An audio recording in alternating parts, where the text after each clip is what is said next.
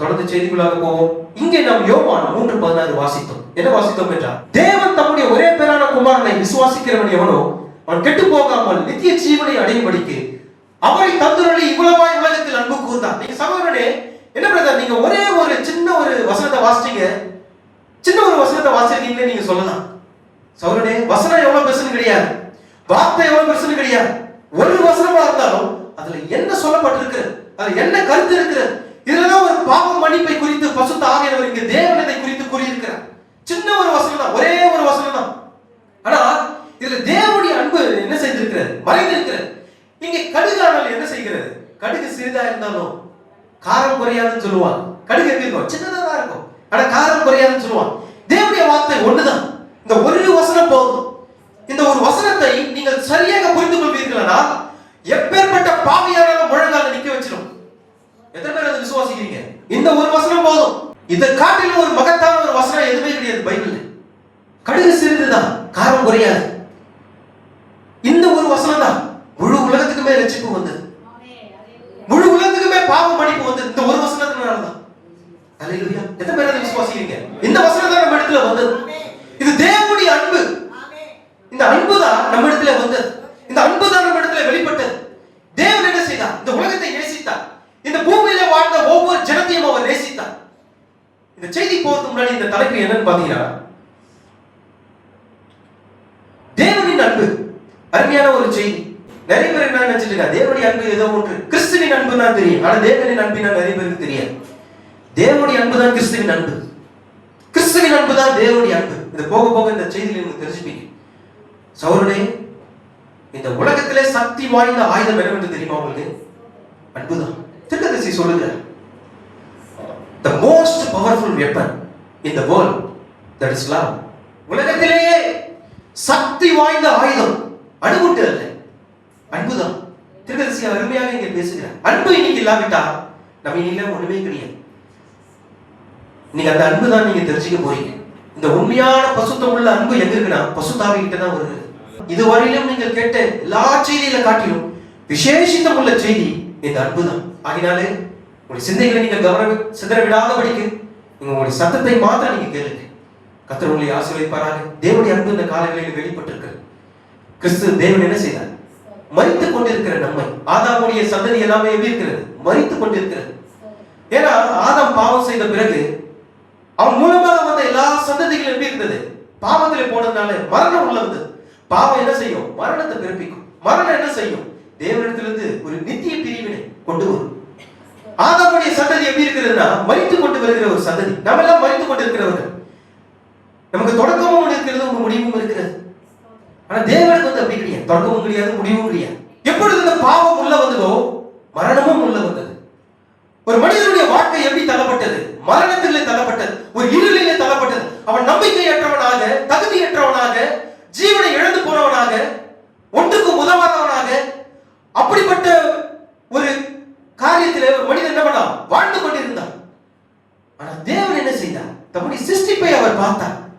அவன் மனிதனிடத்தில் என்ன காணப்பட்டது, நம்பிக்கை இல்லாத ஒரு காரியம் காணப்பட்டது. விசுவாசம் இல்லை, நம்பிக்கை இல்லை. அவன் மத்தியில் என்ன காரணம், கீழ்ப்படியாம இல்லை, அவனிடத்துல அன்பு இல்லை, அவனிடத்துல ஜீவன் இல்லை. அவன் எல்லாவற்றையும் இழந்து போனவனாய், அவன் மத்தியிலே வியாதி காணப்பட்டது, நோய் காணப்பட்டது. அவன் மரணத்துக்கு ஏதுவாக அவன் மரித்து கொண்டிருந்தான். அப்படிப்பட்டவனிடத்தில் தேவன் என்ன செய்தார், தம்முடைய சிருஷ்டியை அவன் நினைவு கூர்ந்து அவர்கள் மேல் மனதுருகி கிருபையாய் இரக்கமுள்ளவராய் அவர் என்ன செய்தார், தம்முடைய ஒரே பேரான குமாரனை இந்த பூமியில் அவர் தந்தருளினார்.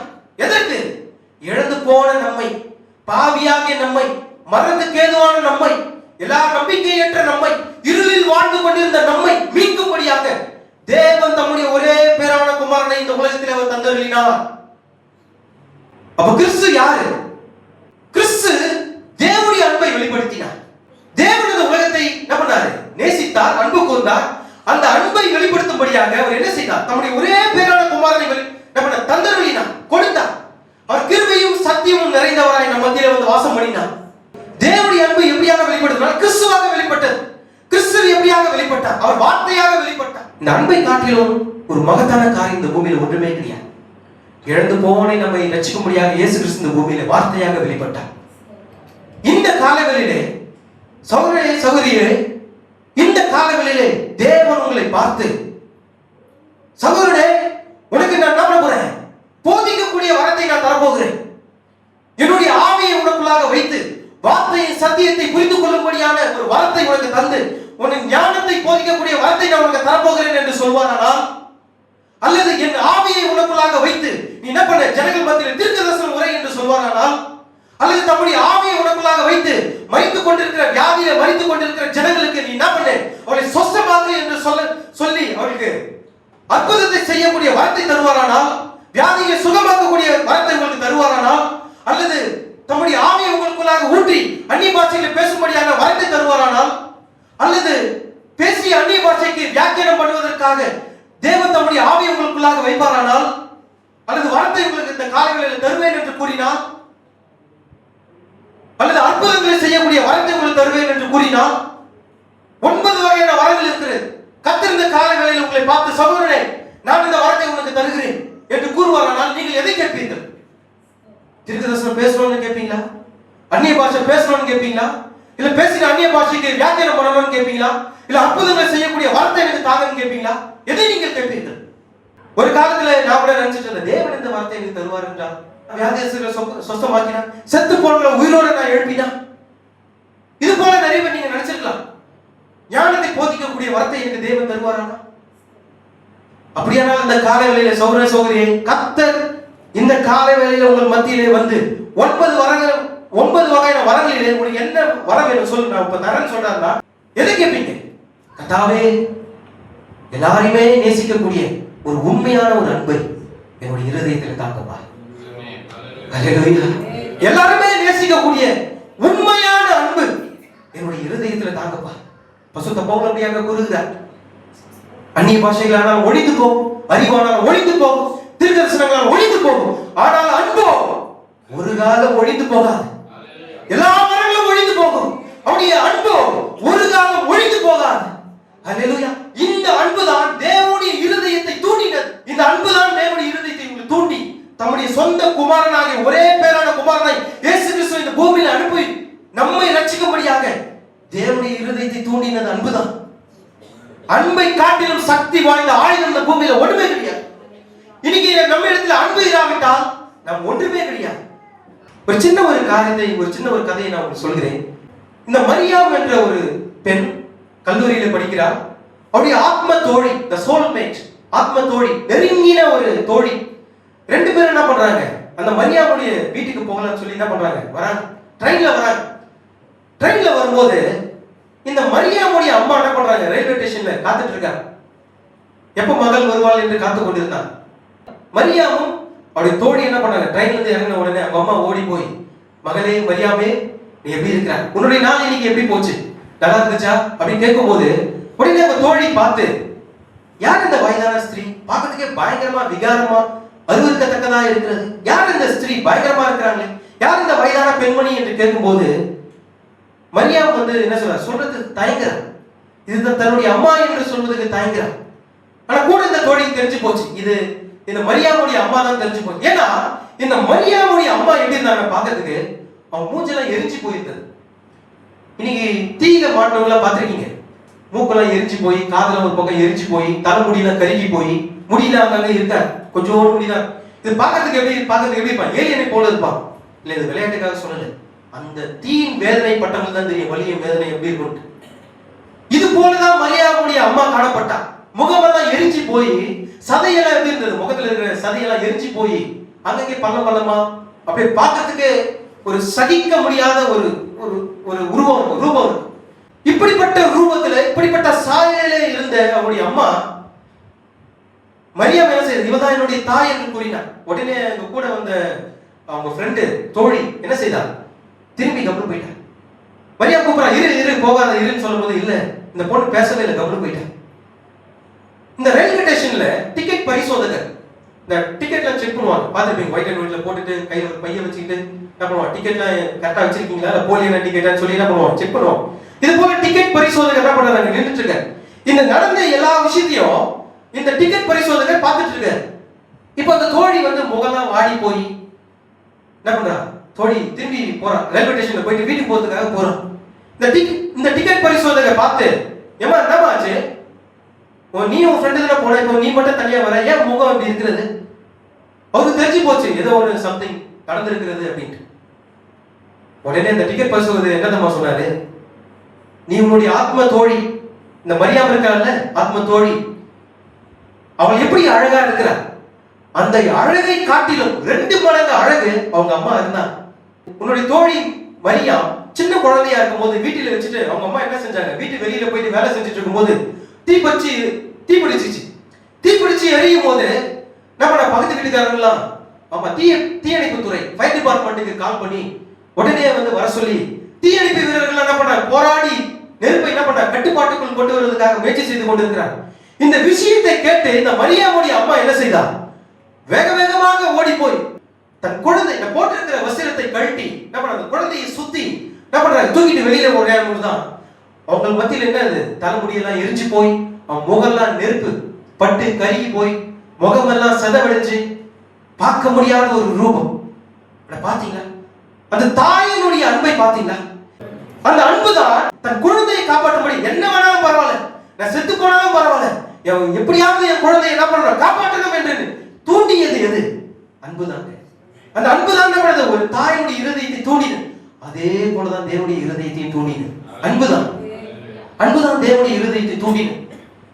எப்படி அந்த மரியாவுடைய அம்மா பார்க்கிறது எப்படி இருந்தாங்க, சகிக்க கூடாத ஒரு ஒரு பயங்கரமான ஒரு தோட்டத்தில் இருந்தாங்களோ அதே போலதான் இயேசு கிறிஸ்துவும் இருந்தார். எத்தனை பேர் விசுவாசிக்கிறீங்க தெரியல, ஆனா அது உண்மை. ஏசாயா தீர்க்கதரிசி அப்படியாக கூறியிருக்கிறார். அவருக்கு அழகும் இல்லை, சௌந்தரியமும் இல்லை, நாம் விரும்பத்தக்க ரூபம் அவருக்கு இல்லாது இருந்தது என்று ஏசாயா தீர்க்கதரிசி இங்க கூறுகிறார். மரியாவுடைய அம்மா எப்படி நான் பார்க்கிறது அதே போலதான் இயேசு கிறிஸ்துவும் அப்படிதான் இருந்தார். அழகும் இல்லை, சௌந்தரியம் இல்லை, ஆனா அவருக்குள்ளாக இருந்த அன்பு எப்படிப்பட்ட அன்பு, தன் ஜீவனையே பாவியாக நமக்கு கொடுத்தது. அல்லேலூயா. அந்த அன்பு தாங்க என்ன செய்தது, தேவனுடைய இருதயத்தை தூண்டினது. தம்முடைய அன்பை என்ன பண்ணார், வெளிப்படுத்தினார். யாருக்கு வெளிப்படுத்தினார்? பாவியாக நமக்கு, மரித்துக் கொண்டிருக்கிற நமக்கு, வியாதியிலே நோயிலே வாடி கொண்டிருக்கிற நமக்கு, இருளிலே வாழ்ந்து கொண்டிருந்த நமக்கு கர்த்தருடைய அன்பு வெளிப்பட்டது. இப்ப சொல்லுங்க, கர்த்தருடைய அன்பை காட்டிலும் மேலானது எதுவுமே கிடையாது. நீங்க கர்த்தருடைய அன்பை நீங்கள் அவரை உண்மையாகவே இந்த உலகத்தில் எல்லாவற்றையும் காட்டிலும் அவரை அதிகமாக நேசிப்பீர்கள் என்றால் உங்களால எந்த ஒரு உலகத்து காரியத்தையும் செய்ய முடியாது. சிகரெட் குடிக்க முடியாது, குடிக்க முடியாது, சினிமா பார்க்க முடியாது, எந்த ஒரு உலகத்தை காரியத்தை செய்ய முடியாது. ஏன்? தேவனுடைய அன்பு உங்களுக்குள்ள இருக்கிறது. நீங்க அவரை முழுமையாக அவரை நேசிக்கிறீர்கள். அந்த அன்பை காட்டிலும் மேலான அன்பு இந்த பூமியில ஒண்ணுமே கிடையாதுங்க. மனிதன அன்பு என்ன ஒழித்து போகும். இனி என்ன பண்றான் மனுஷன், ஒரு மனுஷனுக்காக மரிக்கிறான், ஒரு பெண்ணை நேசிக்கிறான், அந்த பெண் அவனுக்கு கிடைக்காவிட்டால் அவன் என்ன செய்கிறான், தற்கொலை செய்து மரித்து விடுகிறான். அவன் மரிச்சதுக்கு காரணம் என்ன? அன்புதான் காரணம். ஆனால் அவனுடைய மரணத்துல எந்த ஒரு பலனும் கிடையாது. ஒரு மனிதனுக்காக மரிச்சா எந்த பலனும் கிடையாது. ஆனால் கிறிஸ்து உங்களுக்காக மரிச்சா அதுதான் காரியம். ஏன்னா மனுஷன் என்னவா இருக்கான், பாவியா இருக்கிறான். ஒரு பாவி இன்னொரு பாவிக்காக மரிச்சனா அது எந்த ஒரு பலனும் இல்லை. ஆனா பாவமே செய்யாத மகா பரிசுத்தம் உள்ள சுத்த இருதயம் உள்ள மாசற்ற குற்றமற்ற ஒருவர் உங்களுக்காக அதை மரித்திருப்பார். ஆனா அது காட்டிலும் மேலானது ஒன்றுமே இல்லை. ஒரு மனுஷனுக்காக மரிச்சால் எந்த பலனும் இல்லை. ஆனா கிறிஸ்து நமக்காக மரித்திருக்கிறார். கிறிஸ்து நமக்காக மரிச்சதுனாலதான் இன்னைக்கு நம்ம கிறிஸ்தவர்களாக தேவனுடைய சமூகத்தில் இங்க இருக்கிறோம். அதுதான் நம்ம கிறிஸ்தவர்களாக மாற்றினது. நீங்கள் அவரை நேசிக்கிறீங்க, அதனால்தான் நீங்க இந்த காலவேளையில் இங்க இருக்கிறீங்க. எங்கே நாமத்தினாலே 2 பேராவது மேற்பட்டவர் கூடியிருக்கிறார்கள் மத்தியிலே வாசம் செய்வேன் என்று கூறின தேவன் அவர் எங்க இருக்கிறார்? அவரை முழு இதயத்தோடு கூட நேசித்து அவரை தேடும்படியாக இந்த கூடாரத்தில் நீங்க வந்திருக்கீங்க. நீங்க அந்த வார்த்தையோடு கூட பிரயாசத்தோடு கூட நீங்கள் அவரை நேசிக்கிறதுனால, அவரை விசுவாசிக்கிறதுனால இங்க வந்திருக்கீங்க. உங்களுடைய விசுவாசத்தின்படியே தான் நம்ம பரிசுத்த ஆவியானவர் இங்க இருக்கிறார். நீங்க அவரை விசுவாசிக்கலனா பரிசுத்த ஆவியானவர் நீங்க இருக்க மாட்டார், வெளியே போயிடுவார். நீங்கள் அவரை நேசிக்கிறதுக்காக தான் நீங்க இங்க வந்திருக்கீங்க. நீங்க அவரை நேசிக்கிறீங்க, அன்பு கூறுகிறேன். என் முழு இருதயத்தோடும் கூட, என் முழு ஆத்மாவோடும் கூட, என் முழு சிந்தையோடும் கூட, என் முழு பலத்தோடும் கூட நான் அவரை நேசிக்கிறேன். என்னால என்ன பண்ண முடியாது, சபைக்கு போகாம இருக்க முடியாது. தீர்க்கதரிசி அடிக்கடிக்கு சொல்கிற காரியம் அதுதான். தாவீதும் அதை கூறுகிறார், வாருங்கள் நம்ம சபைக்கு போவோம். யோனா என்ன செய்தான், மீன் வயிற்றில் இருக்கும்போது கூட அவன் தேவாலயத்தை நோக்கினான்.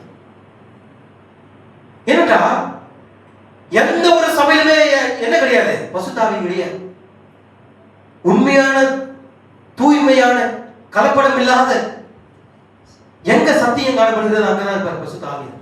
எங்க வேதத்தின்படி ஒரு சபையானது இருக்கிறது அங்கதான் இருப்பார், வேற எங்கே இருக்க மாட்டார். தேவனுடைய அன்பை புறக்கணிச்சிடாதீங்க. ஏன்னா நம்ம முடிவின் காலத்தில் இருக்கிறோம். நீங்கள் அவர் முழு இதயத்தோடு கூட நீங்கள் அவரை நேசிப்பீர்களா, பாவம் செய்ய முடியாது, சிகரெட் பிடிக்க முடியாது, குடிக்க முடியாது, விபச்சாரம் பண்ண முடியாது, சினிமா பார்க்க முடியாது, இந்த உலக காரியங்களை எதுவுமே நீங்க அடிமை பண்ண முடியாது, அடிமையா இருக்க முடியாது. எந்த பழக்க வழக்கம் உங்களுக்கு இருக்க, எந்த கெட்ட பழக்கமும் உங்களுக்கு இருக்க. காரணம் என்ன? நீங்கள் அவரை முழு இதயத்தோடு கூட நேசிக்கிறீங்க. அந்த அன்பு எல்லாவற்றையும் மாற்றும். இந்த பழைய சுபாவத்தை எல்லாத்தையும் என்ன பண்ணும்? உண்மையான அன்பு உங்க இருதயத்தில் வரும்போது பழைய சுபாவம் எல்லாம் உங்களை விட்டு போயிடும். அந்த உண்மையான அன்பில் இருந்து எதுவுமே உங்களுக்கு பிரிக்க முடியாது. அதான் உண்மை. அந்த அன்பில் இருந்து உங்களை எதுவுமே பிரிக்க முடியாது என்று சொல்லி இங்க பசுத்த பவுல் கூறுகிறார். இங்க ரோமர் 8ஆம் அதிகாரம் 36 இருந்து 39 வசனங்களை வாசிக்கும் போது, கிறிஸ்துவின் அன்பை விட்டு நம்மை மீட்பவன் யார்? உபத்திரவமோ, வியாகுலமோ, துன்பமோ, பசியோ, நிர்வாணமோ, நாசமோசமோ, பட்டயமோ, இவை எல்லாவற்றிலேயும் நாம் நம்மில் அன்பு கூறுகிறவராலே முற்றும் ஜெயக்கொள்கிறவர்களா இருக்கிறோமே.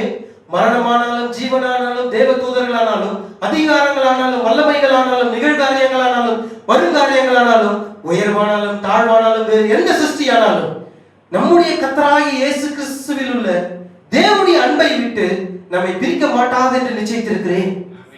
அல்லேலூயா.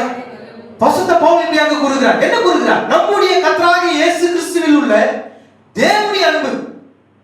இப்ப புரியுதா? தேவனுடைய அன்பு எங்க இருக்கிறது? கிறிஸ்துவுக்குள்ளாக இருக்கிறது. ஏனென்றால் தேவன் இந்த உலகத்தை நேசிக்கும் போது தன் அன்பை வெளிப்படுத்தும்படியாக தான் தம்முடைய ஒரே பேரான குமாரனாகிய இயேசு கிறிஸ்துவை இந்த பூமியில தந்தருளினார். அதனால பரிசுத்த பவுல் இங்க தெளிவா சொல்றார். என்ன சொல்றாருன்னா, எந்த ஒரு காரியமானாலும் எதுவும் நம்ம என்ன செய்யாது, நம்முடைய கர்த்தராகிய இயேசு கிறிஸ்துவில் உள்ள தேவனுடைய அன்பு, இயேசு கிறிஸ்துவுக்குள்ளாக மறைந்திருக்கிற தேவனுடைய அன்பில் இருந்து எதையுமே நம்ம என்ன பண்ணாது, பிரிக்க மாட்டார். ஒரு பாவியான ஸ்ரீ இடத்துல வரும்போது தேவன் இயேசு கிறிஸ்து என்ன செய்யல? பூமியில இருக்கும்போது அவளை நியாயந்திருக்கல. நீ பாவி, நீ நரகத்துக்கு போவேன்னு சொல்லி என்ன பண்ணல? இயேசு கிறிஸ்து எங்கேயுமே நியாயந்திருக்கல. அவர் நியாயந்திருக்கிறதுக்காக அவர் வரல, பாவிகளை நேசிக்கும்படியாக அந்த பூமிக்கு வந்தார். அவர் அன்பு கூர்ந்தார். நீ போய் நீ பாவம் செய்யாத என்று கூறினார். காரணம் என்ன? அவர் அன்பாக இருந்தார். அன்பு என்ன பண்ணும்? திரளான பாவங்களை மூடும். இதுதான் வேதம் கூறியிருக்கிறது. அதனாலே எப்படியாக அந்த அன்பு வெளிப்பட்டது? அது வார்த்தையாக வெளிப்பட்டது. அந்த வார்த்தை என்னவா இருக்கிறது? கிறிஸ்துவா இருக்கிறது. ஒரு காரியத்தை நான் இங்க சொல்ல விரும்புகிறேன், நல்லா கவனிங்க. இந்த வசனத்தை நம்ம வாசிச்சோம்ல, யோவான் 3:16, ஜான் 3:16. தேவன் தம்முடைய ஒரே பேரான குமாரனை விசுவாசிக்கிறவன் எவனோ அவன் கெட்டு போகாமல் நித்திய ஜீவனை அடையும்படிக்கு அவரை தந்தருளி இவ்வளவாய் உலகத்தில் அன்பு கூர்ந்தார். இவ்வளவாய் உலகத்தில் அன்பு கூர்ந்தார் என்று நம்ம என்ன பண்ணுவோம்? வாசிச்சோம். இங்க நல்லா கவனிங்க. ஒரு காரியத்தை நான் இங்க கூற போகிறேன். தேவன் நமக்கு கொடுத்த ஒரு காதல் கடிதம், the love letter. காதல் கடிதம் யார் தெரியுமா? அவர்தான் இயேசு கிறிஸ்து. அதாவது தேவன் நமக்கு கொடுத்த ஒரு காதல் கடிதம், லவ் லெட்டர். யாருக்கு கொடுத்திருக்கிறார்? லவ் லெட்டர் நமக்கு கொடுத்திருக்கிறார். லவ் லெட்டர்ல என்ன இருக்கும்? ஒரு ஆண் ஒரு பெண்ணுக்கு லவ் லெட்டர் எழுதும்போது என்ன இருக்கும்? அன்பே, நான் உன்னை நேசிக்கிறேன், உனக்காக நான் என்ன வேணாலும் செய்வேன், நீ என்ன கேட்டாலும் என்ன பண்ணுவோம்? உனக்கு வாங்கி தருவேன். எல்லாமே என்ன பண்ணுவோம்? வார்த்தைகளாக எழுதி அந்த கடிதத்துல எழுதி யார அதிகமா நேசிக்கிறானோ அந்த பெண்ணுக்கு என்ன பண்ணுவோம்? ஒரு கடிதம் கொடுப்போம். இயேசு கிறிஸ்து அதே போலதான். இயேசு கிறிஸ்து என்னவா இருக்கிறார்? வார்த்தையா இருக்கிறார். தேவன் என்ன செய்கிறார்? தம்முடைய அன்பை, காதல் கடிதத்தை நமக்கு கொடுத்தார். எத்தனை பேர் கவனிக்கிறீங்க? தேவன் என்ன செய்தார்? காதல் கடிதத்தை நமக்கு கொடுத்தார். காதல் கடிதத்தை அனுப்பினவர் யாரு? தேவன். காதல் கடிதம் என்னவா இருக்கிறது? கிறிஸ்துவா இருக்கிறார். அந்த காதல் கடிதத்தை பெற்றுக்கொண்டது யாரு? அவரை விசுவாசிக்கிறவர்கள், அவரை ஏற்றுக்கொண்டவர்கள். ஏற்றுக்கொண்டவர்கள் என்ன பண்ணாங்க? இந்த காதல் கடிதத்தை பெற்றுக்கொள்கிறார்கள். இப்ப பாருங்க என்ன நடக்குதுன்னு சொல்லிட்டு. இப்ப இந்த காதல் கடிதத்தில் என்ன இருக்கிறது? ஒரு மனுஷன் ஒரு பெண்ணுக்கு எழுதும் போது என்ன செய்கிறான்? அன்பே, நான் உன்னை நேசிக்கிறேன், உனக்காக நான் சாவது கூட நான் என்ன பண்ண மாட்டேன், தயங்க மாட்டேன், நீ என்ன கேட்டாலும் நான் என்ன பண்ணுவேன்? உனக்கு வாங்கி தருவேன், உனக்காக வாழ்வேன், உன்னை காட்டில வேற யாரும் என்ன பண்ண மாட்டேன், திருமணம் செய்து கொள்ள மாட்டேன். இப்படி எல்லாம் எழுதுவான் ஒரு ஆண். இது உலக பிரகாரமான ஒரு காரியம். என்ன செய்வான்? வார்த்தைகளாக எழுதி என்ன பண்ணுவான்? அந்த பெண்ணுக்கு கொடுப்பான். அதே போலதான் தேவன் அந்த கடிதத்திலே வார்த்தையாகிய கிறிஸ்துவை அந்த கடிதத்திலே வைத்து நமக்கு கொடுத்திருக்கிறார். உங்களால புரிந்து கொள்ள முடிகிறதா? இயேசு கிறிஸ்து இந்த பூமியில எப்படி வந்தார்? வார்த்தையாக வந்தார். ஆதியிலே அந்த வார்த்தை இருந்தது, அந்த தேவனிடத்தில் இருந்தது, அது தேவனாய் இருந்தது. அந்த வார்த்தை மாம்சமாகி கிருபையினாலும் சத்தியத்தினாலும் நிறைந்தவராய் நமக்குள் வாசம் பண்ணினார். ஹல்லேலூயா. இப்ப பாருங்க, அந்த காதல் கடிதத்தில் இருக்கிற வார்த்தை யாரு? கிறிஸ்து. கிறிஸ்து தான் வார்த்தையா இருக்கு. அந்த வார்த்தை தான் மாம்சமாகி காதல் கடிதமாக நம்ம மத்தியிலே இப்பொழுது இருக்கிறது. அவரை நேசிக்கிறவர்கள் உங்களால் பெற்றுக்கொள்ள முடியும். அந்த அன்பை நீங்கள் உங்களால் என்ன பண்ண முடியும்? பெற்றுக்கொள்ள முடியும். நீங்கள் அவரை விசுவாசிப்பீர்களானால் அந்த அன்பை உங்களால் பெற்றுக்கொள்ள முடியும். இப்ப பாருங்கள், தேவன் தம்முடைய அன்பை வெளிப்படுத்தும் போது கிருபை என்ன செய்கிறது? எடுத்துக்கொள்ளு. அதனுடைய இடத்தை எடுத்துக்கொள்ளு. அன்பு வெளிப்படும் போது கிருபையும் வெளிப்படுகிறது. அந்த காதல் கடிதத்தில் இருக்கிற வார்த்தை யாரு? கிறிஸ்து. கிறிஸ்து தான் காதல் கடிதம். அந்த காதல் கடிதத்தில் என்ன இருக்கிறது? என் தழும்புகளால் நீ சுகமாவாய். நீ வியாதியா இருக்கிறியா? இந்த கடிதத்தில் என்ன போட்டிருக்கிறது? என் தழும்புகளால் நீ சுகமாவாய். என் காயங்களினாலே நீ குணமாவாய். நீ வியாதியா இருக்கிறியா? பரிச்சிட்டு இருக்கியா? இதோ இந்த வார்த்தை, இந்த கடிதத்தை நீ படித்து பாரு. நீ நித்திய ஜீவனை பெற்றுக்கொள்ளணுமா? இதோ பாவ மன்னிப்பு கேட்டு நீ என்ன செய்? இயேசு கிறிஸ்துவின் நாமத்தினால ஞானஸ்நானம் பெறு. அப்பொழுது என்னுடைய பசுத்த ஆவியாகிய அன்பை நீ பெற்றுக்கொள்வாய். அந்த கடிதத்தில் இருக்கிறது. உனக்கு நித்திய ஜீவன் வேணுமா? என்னை விசுவாசிக்கிறவனுக்கு நித்திய ஜீவன் உண்டு. வியாதியா இருக்கிறியா? இதோ இந்த வார்த்தைக்கு இருக்கிறது. எல்லாத்துக்குமே எங்க இருக்கிறது? இந்த காதல் கடிதத்தை உங்களுக்கு காட்டணுமா? இப்போ நம்ம கிட்ட தான் இருக்கிறது. இதுதான் இந்த காதல் கடிதம். இதுதான் இந்த வேதாகமம். வேதாகமம் என்னவா இருக்கிறது? கிறிஸ்துவினுடைய வெளிப்பாடா இருக்கிறது. தேவனுடைய வார்த்தைகளா இருக்கிறது. இயேசு கிறிஸ்து பேசின எல்லாமே சத்தியமா இருக்கிறது. இந்த சத்தியம் தான் இந்த காதல் கடிதத்தை தேவன் என்ன செய்திருக்கிறார்? ஒரு எழுத்தின் வடிவிலே ஒரு புத்தகமாக நம்மளுடைய இதில் கொடுத்திருக்கிறார்.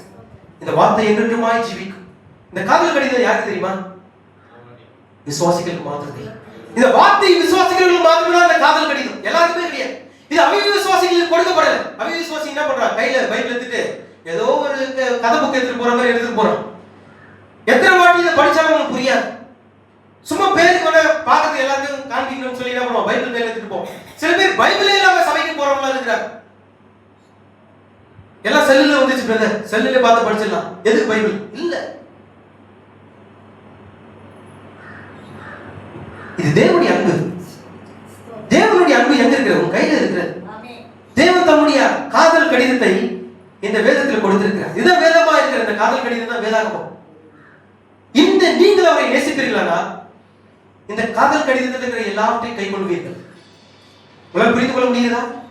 நீங்கள் உண்மையாகவே கிறிஸ்துவில் அன்பு கூறுவீர்களா? இந்த கடிதத்தில் இருக்கிற ஒவ்வொரு வார்த்தையும் விசுவாசித்து இதுக்கு கீழ்ப்படிந்து வேதத்தில் இருக்கிற ஒவ்வொரு வார்த்தையின்படி, சத்தியத்தின்படி, வாக்குத்தத்தத்தின்படி நீங்கள் விசுவாசித்து அதன்படி உங்கள் வாழ்க்கையில் நீங்க ஜீவிப்பீங்க. இதான் உண்மை. இந்த பூமியிலே, இந்த உலகத்திலே எல்லாவற்றை காட்டிலும் நீங்கள் அவரை நேசிப்பீர்களானால் தேவன் கூறின எந்த ஒரு வார்த்தையை என்ன பண்ண முடியாது? எதிர்த்து கேள்வி கேட்க முடியாது. இது ஏன்? ஒரு உதாரணத்துக்கு, நீங்க வியாதியாஸ்தர்களா இருக்கீங்க, வியாதி உள்ளவர்களா இருக்கீங்க, நோய் ஏதோ உங்கள் சரீரத்தில் வந்திருக்கிறது, அது சரீரத்தை என்ன பண்ணுது? வேதனைப்படுத்திட்டு இருக்கிறது. அது மரணத்துக்கு ஏதுவான ஒரு வியாதியா இருக்கலாம், அது சுகவீனமா இருக்கலாம், பலவீனமா இருக்கலாம். உங்களுக்கு எப்பொழுதும் என்ன பண்ணுது? வலியும் வேதனையும் கொடுத்து கொண்டிருக்கிறது. ஆனா வேதம் கூறி இருக்கிறது, என் தழும்புகளால் நீ சுகமாவாய், என் காயங்களினாலே நீ குணமாவாய் என்று வேதம் கூறி இருக்கிறது. இது விசுவாசிகளுக்கு கொடுக்கப்பட்ட ஒரு வாக்குத்தத்தம். இதை நீங்க விசுவாசித்தால் உங்க வாழ்க்கையை நீங்க பெற்றுக்கொள்ள முடியும். எப்பேற்பட்ட வியாதியாக, கேன்சர் வியாதியா இருந்தாலும் என்ன பண்ண அந்த வார்த்தை சுகமாக்கும்.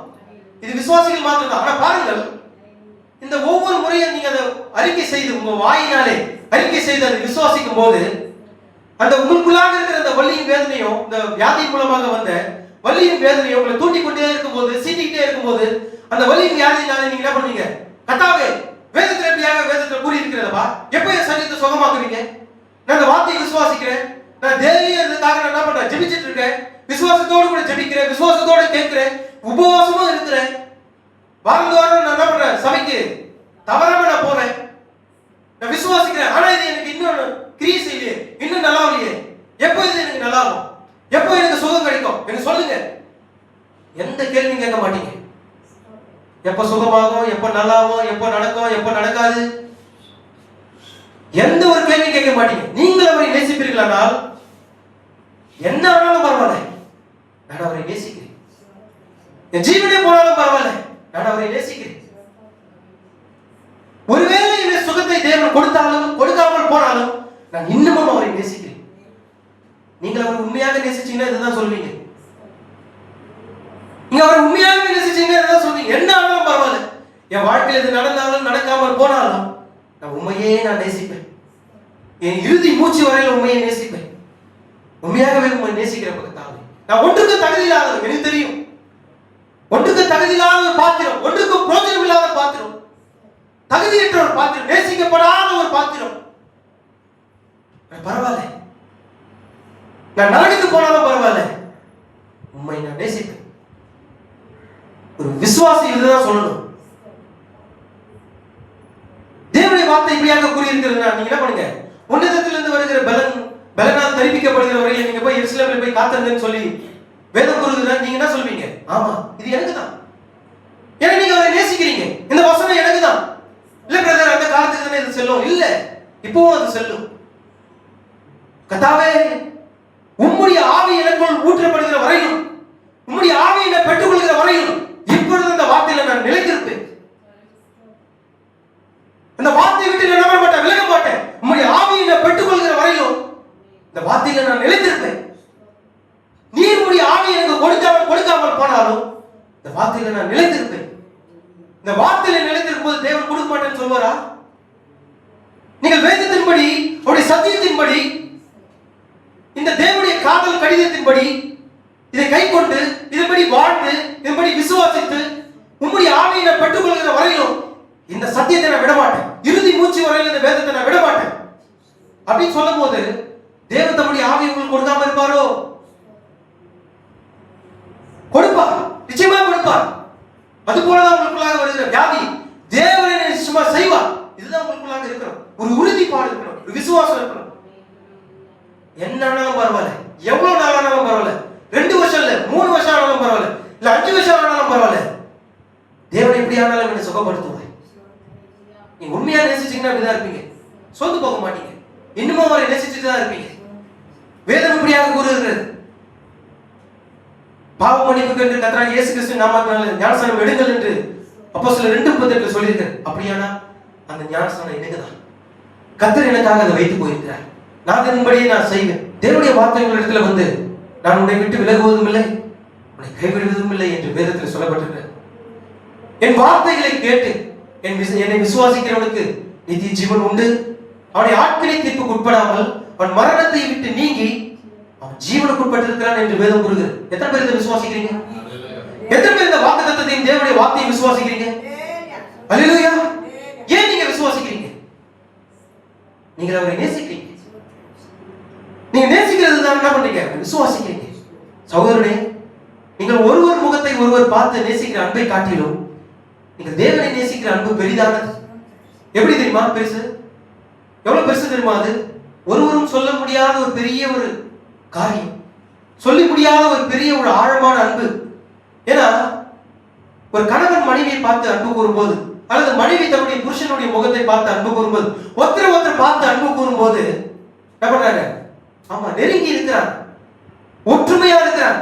அவங்களுள்ள சண்டை பிரிவினை எதுவுமே இருக்காது. ஒரு சின்ன ஒரு சண்டை திரும்ப ஒண்ணாயிடுவாங்க. எதுவுமே அவங்க என்ன பண்ண முடியாது, பிரிக்க முடியாது. சகோதரனே, ஒருவர் முகத்தை ஒருவர் பார்த்து நேசிக்கும் போது, இவ்வளவு அன்பு வெளிப்படும் போது, இதை காட்டிலும் மேலான அன்பு எது தெரியுமா? நம்ம காணாமலே அவரை நேசிக்கிறோம். அல்லேலூயா! இதுவரை இயேசு கிறிஸ்துவை பாத்துக்கிறீங்களா? இல்ல. அவரை காணாமலே அவர் அன்பு கூறுறீங்க. அவர் எப்படிப்பட்டவர், அவர் எப்படிப்பட்ட சாயலில் உடையவர், அவர் எப்படிப்பட்ட ரூபம் கொண்டவர், இயேசு கிறிஸ்து பூமியில் வரும்போது அவர் எப்படிப்பட்ட சாயலை உருவத்திலே வந்தார், எதுவுமே நமக்கு தெரியாது. ஆனாலும் அவருடைய வார்த்தையை நீங்கள் நேசிக்கிறீங்க. ஆனாலும் அவரை அன்பு கூறுகிறீங்க, காணாமலே அவரை நேசிக்கிறீங்க. இது எவ்வளவு கடினமான ஒரு விஷயம் தெரியுமா? யாரால சொல்ல முடியாது. இந்த அன்பை யாரால நம்ப முடியாது, சொல்ல முடியாது. இந்த அன்பு உண்மையான அன்பு எப்போது நம்ம வெளிப்படும்? இயேசு கிறிஸ்துவை முகமுகமாய் அவரை சந்திக்கும் போது. இதுவரையிலும் நீங்க அவர் எப்படி நேசிச்சீங்க? காணாமலே, பார்க்காம நேசிச்சீங்க. அவர் பார்க்காம என்ன பண்ணீங்க? ஆமா, அவருடைய வார்த்தையை கை கொண்டீங்க. சகோதரனே, இந்த அன்பை காட்டிலும் மேலான அன்பு எதுவுமே கிடையாது. இந்த உலகத்தில் எத்தனையோ கோடிக்கான ஜனங்கள் வாழ்ந்து கொண்டிருக்கிறார்கள். ஆனாலும் அவர்களுக்கு வெளிப்படாத அன்பு உங்களுக்கு வெளிப்பட்டிருக்கிறது. இது சத்தியத்தினால் உங்களுக்கு வெளிப்பட்டிருக்கிறது. அல்லேலூயா. இதுதான் தெய்வீக அன்பு. உலகத்தில் எத்தனை கோடிக்கணக்கான ஜனங்கள் தங்கள் கிறிஸ்தவர்கள் என்று அழைத்துக் கொள்ளலாம். ஆனாலும் அவர்களுக்கு கிடைக்காத ஒரு அன்பு, கலப்பிடம் இல்லாத தூய்மையான அந்த அன்பு நீங்கள் பட்டிருக்கீங்க. எப்படி பிரதர், எப்படி பிரதர் இந்த தூய்மையான கலப்படம் இல்லாத இந்த அன்பை நான் பெற்றிருக்கிறேன் நீங்க கேட்கலாம். எப்படி இந்த தூய்மையான கலப்பிடம் இல்லாத அன்பு எது தெரியுமா? இந்த 7ஆம் தூதனுடைய செய்தி. உபதேசம் எப்படி இருக்கிறது? கலப்பிடமான உபதேசம் இல்ல, தூய்மையான உபதேசம். பரிசுத்த ஆவியானவர் நேரடியாக சபைக்கு போதிக்கப்பட்ட காரியங்கள் தான் இவைகள் எல்லாம். இது மாம்சத்தினாலும் ரத்தத்தினாலும் இது வெளிப்படல. இது பரிசுத்த ஆவியினால் வெளிப்படுத்தப்பட்டது. உண்மையான அர்த்தத்தை நான் சொல்றேன் பாருங்க. மாம்சமும் ரத்தமும் இதை வெளிப்படுத்தவில்லை. மாம்சத்தினாலும் ரத்தத்தினாலும் ஆனவன் யாரு? மனுஷன். மாம்சத்தினாலும் ரத்தத்தினாலும் ஆனவன் யாரு? மனுஷன். மனுஷன் நீங்க என்ன பண்றான்? பைபிள் காலேஜ்ல போயிட்டு சொந்த ஞானத்தின்படி கற்பனைகளின்படி என்ன பண்றான்? உபதேசித்து தேவனுக்கு வீணாய் ஆராதனை செய்து கொண்டிருக்கிறான் என்று வேதம் கூறுகிறது. அங்கே போதிக்கிற பாருங்க போதனை, உபதேசம். இது மாம்சத்தினாலும் ரத்தத்தினாலும் ஆனது. ஆனா பரிசுத்த ஆவியானவர் உங்களுக்குள்ளாக வந்து போதிக்கும் போது இது மாம்சத்தினாலும் ரத்தத்தினாலும் ஆனது அல்ல. ஏனென்றால் உங்களுக்குள்ள இருந்து பேசுகிறவர் யாரு? பரிசுத்த ஆவியானவர். நீங்க பேசல. மாம்சத்தினாலும் ரத்தத்தினாலும் நீங்க என்ன பண்ணல? தேவனுடைய வார்த்தையை எடுத்து போதிக்கல. உங்களுக்குள்ளாக இருக்கிற பரிசுத்த ஆவியானவரே வார்த்தையை போதிக்கிறார். அப்ப இந்த செய்தியானது மாம்சத்தினாலும் ரத்தத்தினாலும் ஆனதா? இல்ல. இது பலமுள்ள தூதனுடைய சத்தம். இது பலமுள்ள தூதனுடைய செய்தி. இது கலப்பினம் இல்லாதது. இந்த அன்புதான் தேவனுடைய வார்த்தை. இந்த வார்த்தை கேட்டுதான் நீங்க என்ன பண்றீங்க? இவ்வளவு தூரமாய் உடைய இருதயமானது கொழுந்து விட்டு நான் இன்னும் அதிகமாய் தேவனை நான் நேசிக்க வேண்டும் என்று உங்களை தூண்டினது எது? இந்த செய்தி தான், இந்த சத்தியம் தான், இந்த வார்த்தை தான். வார்த்தை என்னவா இருக்கிறார்? கிறிஸ்துவா இருக்கிறார். அந்த கிறிஸ்துவினுடைய அன்பு தான் வார்த்தையா இருக்கிறார். இந்த வார்த்தை தான், இந்த சத்தியம் தான், இந்த செய்தி தான் உங்களை என்ன செய்தது? தேவன் மேல் வைத்திருக்கிற அன்பை தூண்டிவிட செய்தது. உடைய இருதயத்தை என்ன பண்ணது? தட்டி எழுப்பினது. எத்தனையோ செய்திகளை கேட்டிருக்கீங்க, ஆனா உங்களுடைய இருதயம் கொழுந்து விட்டு எரியல. ஆனா பலமுள்ள தூதனுடைய செய்தி கேட்கும்போது எங்கேயுமே ஓட முடியாது, எங்கமே ஓடி ஒழிய முடியாது. ஏன்னா இதுதான் உண்மையான அன்பு. நீங்க இதை ருசி பார்த்துட்டீங்கன்னா எங்கேயுமே ஓட முடியாது, எங்கேயுமே ஓடி ஒழிய முடியாது. ஏன்? எங்க சுத்தினாலும் நீங்க எங்க பண்ணணும்? இங்கதான் வரணும். எங்க சுத்தினாலும் கிறிஸ்துவின் இடத்துல தான் வரணும். ஏன்னா கிறிஸ்துவை போல ஒரு உண்மையான அன்பு வேற எங்குமே இந்த பூமியில கிடையாது. உண்மையான அன்பு, கலப்பிடமில்லாத ஒரு தூய்மையான ஒரு அன்பு இந்த செய்தியில தான் இருக்கு. இப்பொழுதும் அந்த அன்பு இங்க இருக்கிறது. அன்பு வெளிப்படும் போது கிருபை என்ன செய்கிறது? தன்னுடைய இடத்தை எடுத்துக் கொள்கிறது. அது எத்தனை பேர் அதை விசுவாசிக்கிறீங்க? அன்பு வெளிப்படும் போது கிருபை என்ன செய்கிறது? அதுக்கான இடத்தை எடுத்துக் கொள்கிறது. நீங்க விசுவாசிக்கிறீங்க, தேவனை என்ன பண்றீங்க? அன்பு கூறுகிறீங்க. ஒரு சில தவறுகளை செய்யும் போது அல்லது நீங்க பாவத்தையே செய்யும் போது தேவன் உங்களை நியாயத்திட்டாரா? தேவன் உங்களை கைவிட்டாரா? தேவன் உங்களை அடிச்சாரா? தேவன் உங்களை விட்டு விலகி போயிட்டாரா? அல்லது தமது முகத்தை உங்களுக்கு மறைத்து போட்டாரா? நீங்க பாவம் செய்யும் போது அவருக்கு பிரியமில்லாத ஏதோ ஒரு காரியம் நீங்க தெரியாம செஞ்சுட்டீங்க. தெரியாம செய்யும் போது அது செய்தது தவறுதான், அது செஞ்சது பாவம் தான். தெரியாம செஞ்சுட்டீங்க, ஆனா தேவன் உங்களை கைவிட்டாரா? இல்ல. அந்த கிருபை தான் உங்களை தாங்குது. உன் கால்கள் சறுக்கும் போதெல்லாம் என்ன செய்கிறது? அந்த கிருபை தாங்குது. ஏன்? அன்பு, அன்பு இருக்கிறது. தேவன் உங்களை நேசிக்கிறார். அதனால உன் கால்கள் சறுக்கும் போது கூட அந்த கிருபை உங்களை தாங்குகிறது. நீதிமான் எழுதுறவன் இருந்தாலும் திரும்ப எழுதிருப்பான். என்ன காரணம்? கிருபை தாங்குகிறது. அந்த அன்பு வெளிப்படும் போது கிருபை என்ன பண்ணுகிறது? அதனுடைய இடத்தை எடுத்துக் கொள்கிறது என்று தீர்க்கதரிசி கூறியிருக்கிறார்.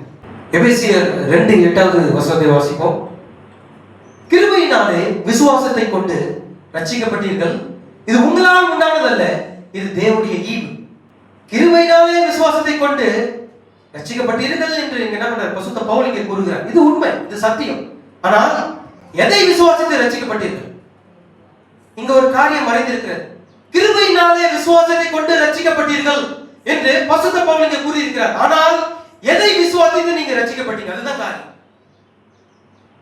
ஒரு காரியத்தை இங்க ஒரு மறைந்திருக்கிறார். அதுதான் இங்க வெளிப்படுத்துவதற்காக இந்த காரியத்தை சொன்னேன். எதை விசுவாசித்து நீங்க ரட்சிக்கப்பட்டீர்கள்? கிருபையினாலே விசுவாசத்தை கொண்டு ரட்சிக்கப்பட்டீர்கள் வேதம் சொல்லுகிறது. ஆனா எதை விசுவாசித்து? தேவனுடைய வார்த்தையை விசுவாசித்து.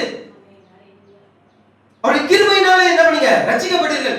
எதுக்காக இந்த காரியத்தை கூறுகிறேன் என்றால் வார்த்தை, வார்த்தை என்னவா இருக்கிறது? அது அன்பா இருக்கிறது. வார்த்தை என்னவா இருக்கிறது? அது கிறிஸ்துவா இருக்கிறது. கிறிஸ்து என்னவா இருக்கிறார்? அவர் தேவனுடைய அன்பா இருக்கிறார். இப்ப பாருங்கள், அன்பு எதை பிரதிபலித்தது? எதை வெளிப்படுத்தினது? வார்த்தையை வெளிப்படுத்தினது. அந்த வார்த்தை உங்களிடத்தில் வரும்போது தான் அந்த வார்த்தையை விசுவாசித்தீங்க. வார்த்தையை விசுவாசிக்கும் போது என்ன செய்கிறது? கிருபை உங்களை சூழ்ந்து கொள்கிறது. ஹல்லேலூயா. இப்ப பாருங்க, இங்க ஒரு விஷயம் மறைஞ்சிருக்கிறது. என்ன தெரியுமா? அன்பு, கிருபை, விசுவாசம். இந்த மூன்று பேர் இந்த வசனத்தில் இருக்கிறவங்களால காண முடியுதா? அன்பு இங்க எப்படி இருக்கிறது? மறைந்து இருக்கிறது. பரிசுத்த பவுல் கூறும்போது கிருபையினால விசுவாசத்தை கொண்டு ரட்சிக்கப்பட்டீர்கள் என்று இருக்கிறது. ஆனா எதை கொண்டு நீங்கள் விசுவாசித்தீர்கள்? இதுதான் இங்க மறைஞ்சிருக்கிறது. இந்த வேதத்தில் என்ன மறைஞ்சிருக்கிறது? அன்பு மறைஞ்சிருக்கிறது. ஒரு காரியத்தை நான் இங்க கூற விரும்புகிறேன். தீர்க்கதரிசி ஒரு இடத்துல இருக்கும்போது ஒரு மனுஷன் வேக வேகமா ஓடியாந்து, பில்லி, உங்களுக்கு ஒரு கெட்ட செய்தி என்று கூறினார். உன் மனைவி அங்கே மரித்து போனாள் என்று கூறினார். இப்பொழுதும் உன் மகள் எப்படி இருக்கிறார்? மரணத்துக்கு எதுவாக அவளும் மரித்து கொண்டிருக்கிறார். இன்னும் கொஞ்ச நேரத்தில் அவளும் போய் மரிக்க போகிறாள் என்று கூறினார். எப்படி இருக்கும்? சற்று நீங்க யோசிச்சு பாருங்க.